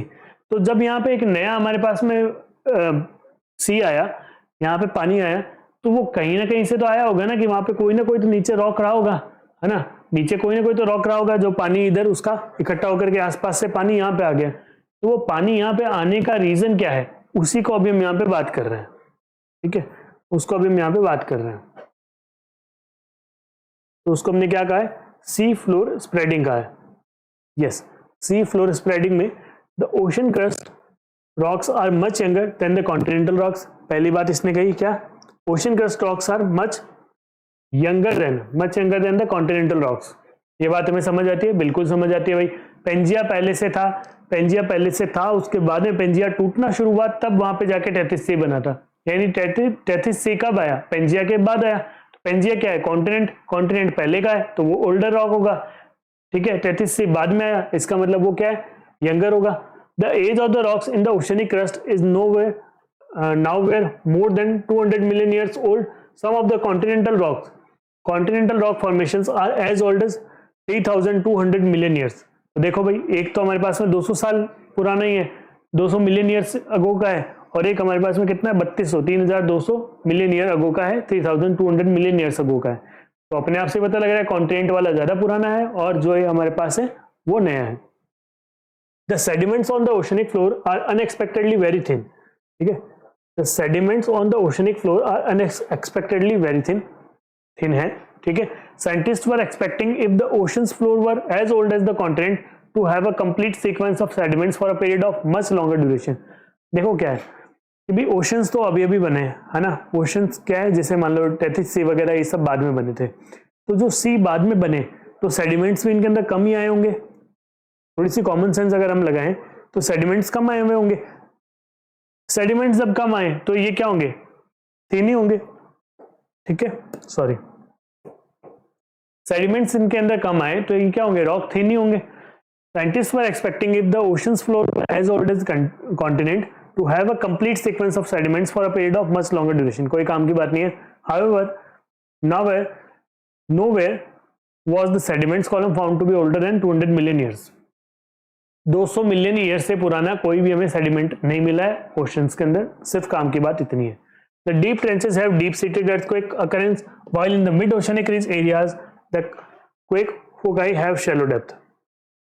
Deep oceanic trenches ये कहाँ मिलते हैं? डीप ओशनिक ट्रेंचेस हमें मिलते हैं कॉन्टिनेंट्स के पास में, नियर टू कॉन्टिनेंट्स, ठीक है ना, near to the continents. Continents के पास में ट्रेंचेस देखने को मिलती हैं, और कॉन्टिनेंट्स क्या हैं? पुराने रॉक हैं। अभी मैंने भाई आपको बताया कॉन्टिनेंट और जो ओशनिक रॉक हैं या कॉन्टिनेंट रॉक है, तो वहां पे आपको क्या देखने को मिलेगा कि अर्थक्वेक जो होंगे वो गहराई में होंगे, और जो यहाँ आप बात कर रहे हो कौन से रिजेस के पास में, वो रिज वाले कहाँ कौन से होंगे? शेलो डेप्थ के अंदर होंगे। ठीक है, ये भी हमने बात करी ली यहाँ पे, ये देखो, ठीक है। तो ये बात यहाँ आ गई, ये क्या है? रिज। यहां क्या आ जाएगा? शैलो डेप्थ में आ जाएगा, शैलो डेप्थ ऑफ,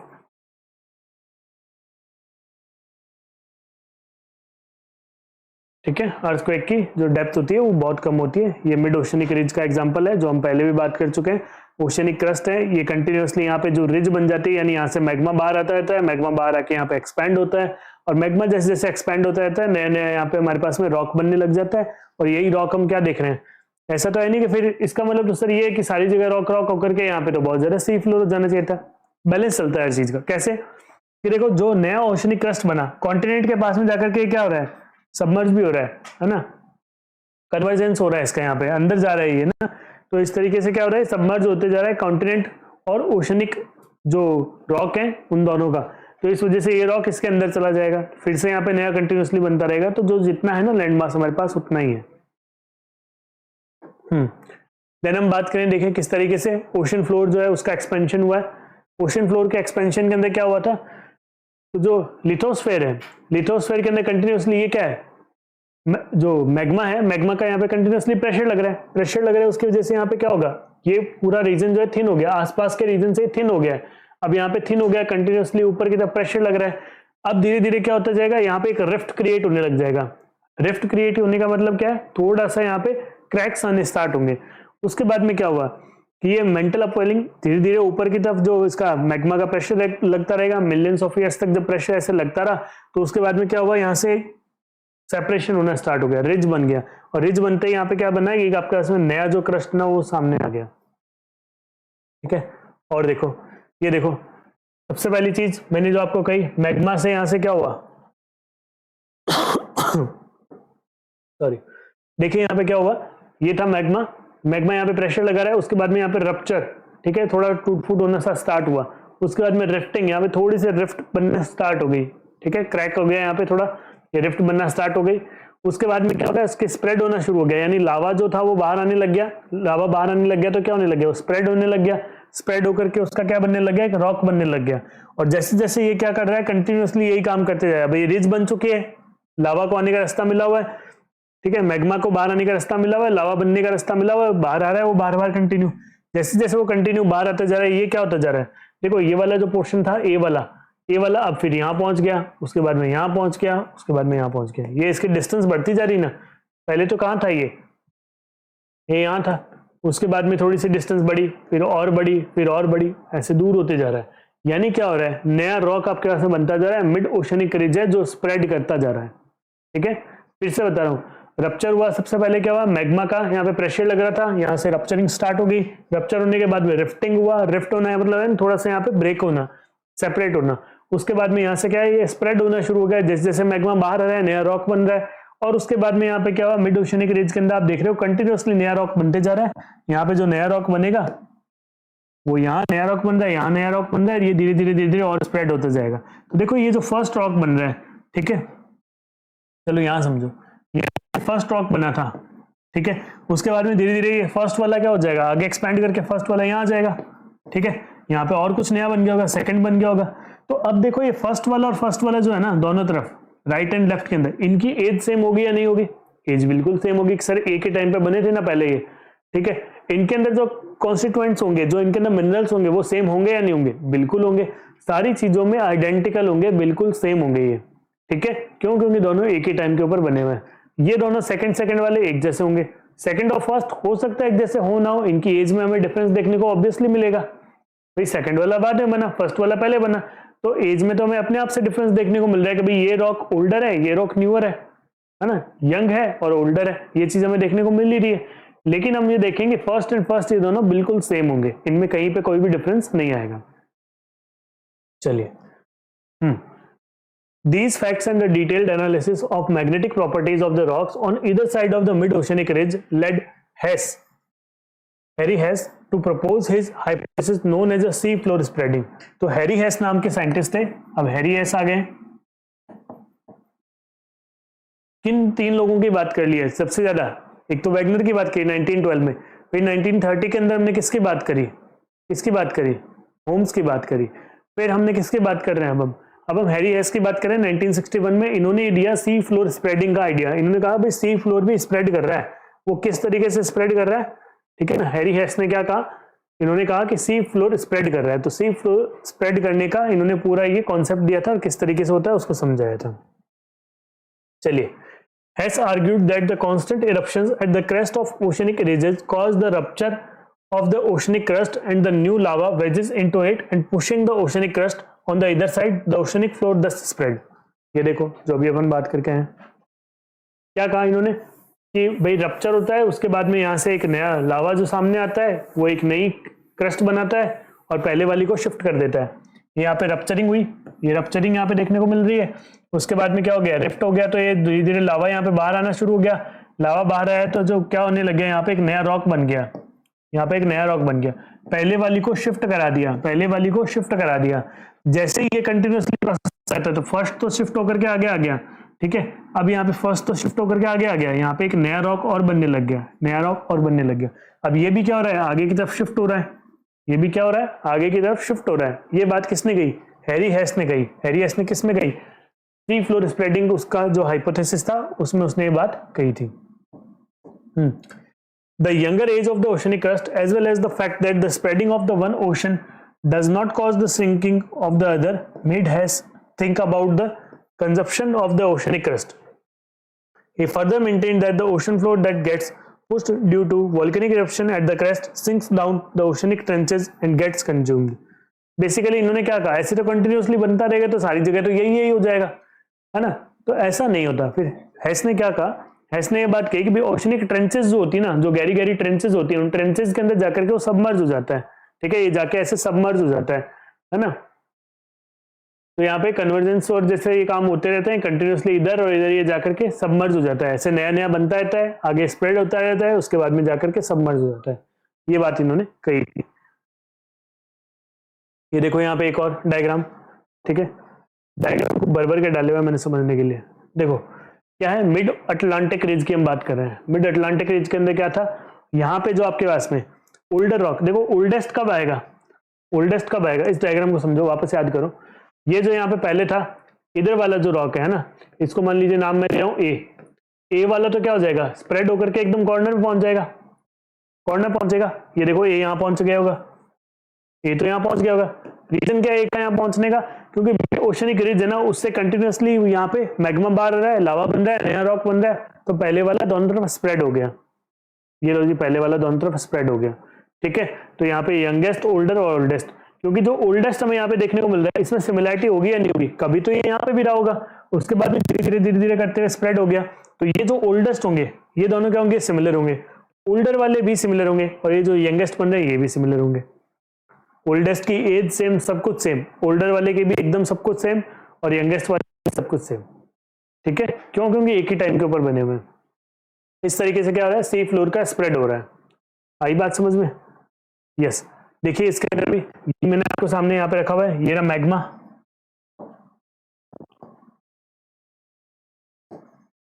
ये रहा आपका मैग्मा। मैग्मा क्या कर रहा है, ऊपर की तरफ पुश कर रहा है, जैसे यहाँ पे रिजेस बन जाएगी उसके बाद में क्या कर रहा है, ये आगे की तरफ उसको पूरे को स्प्रेड कर देता है। ये जो पुरानी जो रॉक होती है उसको स्प्रेड कर देता है, उनको दोनों डायरेक्शन के अंदर आगे भेज देता है। इस वजह से क्या देख रहे हो, ये आप ये जो पूरा सेक्शन आपको देखने को मिल रहा है, इस रिजेस के अंदर कंटिन्यूअसली नया फॉर्मेशन होता रहता है। ये ऐसे नहीं दमादम एक ही दिन में बन रहा है, मिलियंस ऑफ ईयर्स लगते हैं, धीरे धीरे यहाँ पे बनता रहता है, लेकिन कंटिन्यूअस काम है, चलता ही रहता है, ठीक है।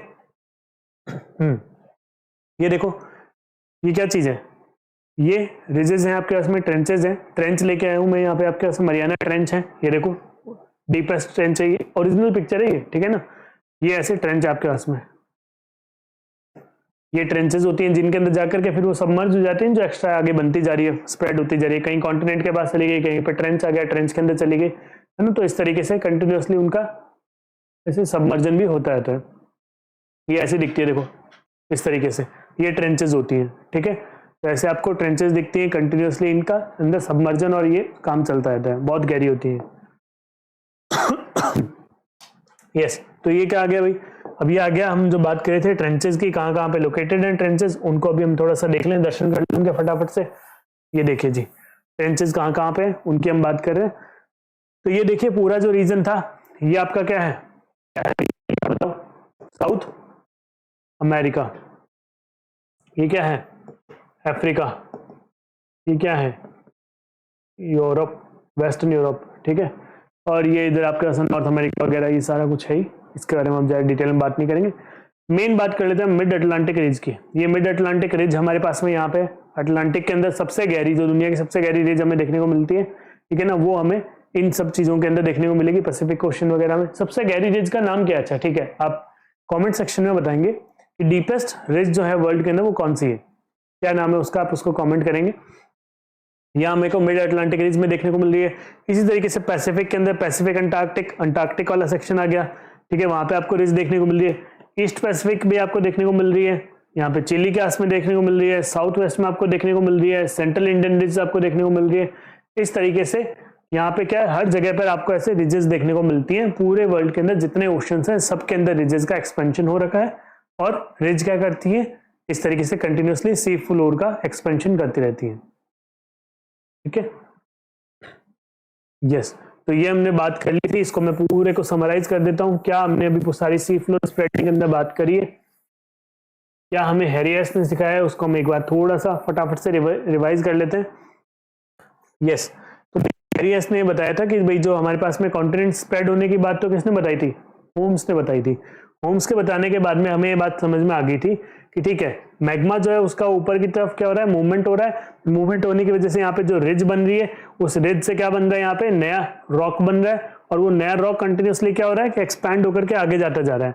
वो इस तरीके से जब ऐसे आगे जाता जा रहा है ना, वो जब ऐसे आगे जाता जा रहा है तो वो क्या कर रहा है कि कहीं पे जाकर के तो कोई कॉन्टिनेंट के साथ में या तो सबमर्ज हो जाएगा, या कहीं पे वो जैसे जैसे आगे स्प्रेड करता जाएगा तो कहीं पे क्या होगा, कोई ट्रेंच आएगा, तो ट्रेंच के अंदर वो क्या होगा, नीचे चला जाएगा, ठीक है ना। कोई ट्रेंच से वो क्या हो जाएगा, सबमर्ज हो जाएगा, ऐसे नीचे चला जाएगा। Old ocean floor sinks into the mental, ठीक है ना, मेंटल के अंदर वो चला जाएगा, फिर से वो मेल्ट हो जाएगा, मैग्मा बन जाएगा उसका, फिर ये प्रोसेस कंटिन्यूअसली चलता रहेगा। तो इस तरीके से अभी हम बात करें तो क्या था हमारे पास में, हैरी एस के अकॉर्डिंग हमने जो बात करी थी कि किस तरीके से सारी चीज होती रहती है और कैसे सी फ्लोर स्प्रेड होता है। So that's it from my side. बाकी का जो हम चैप्टर है वो नेक्स्ट पार्ट में कवर करेंगे। आई होप कि आपको यहाँ तक सारी चीजें समझ आएगी। Revise well. Thank you so much for learning with Winsome digital learning.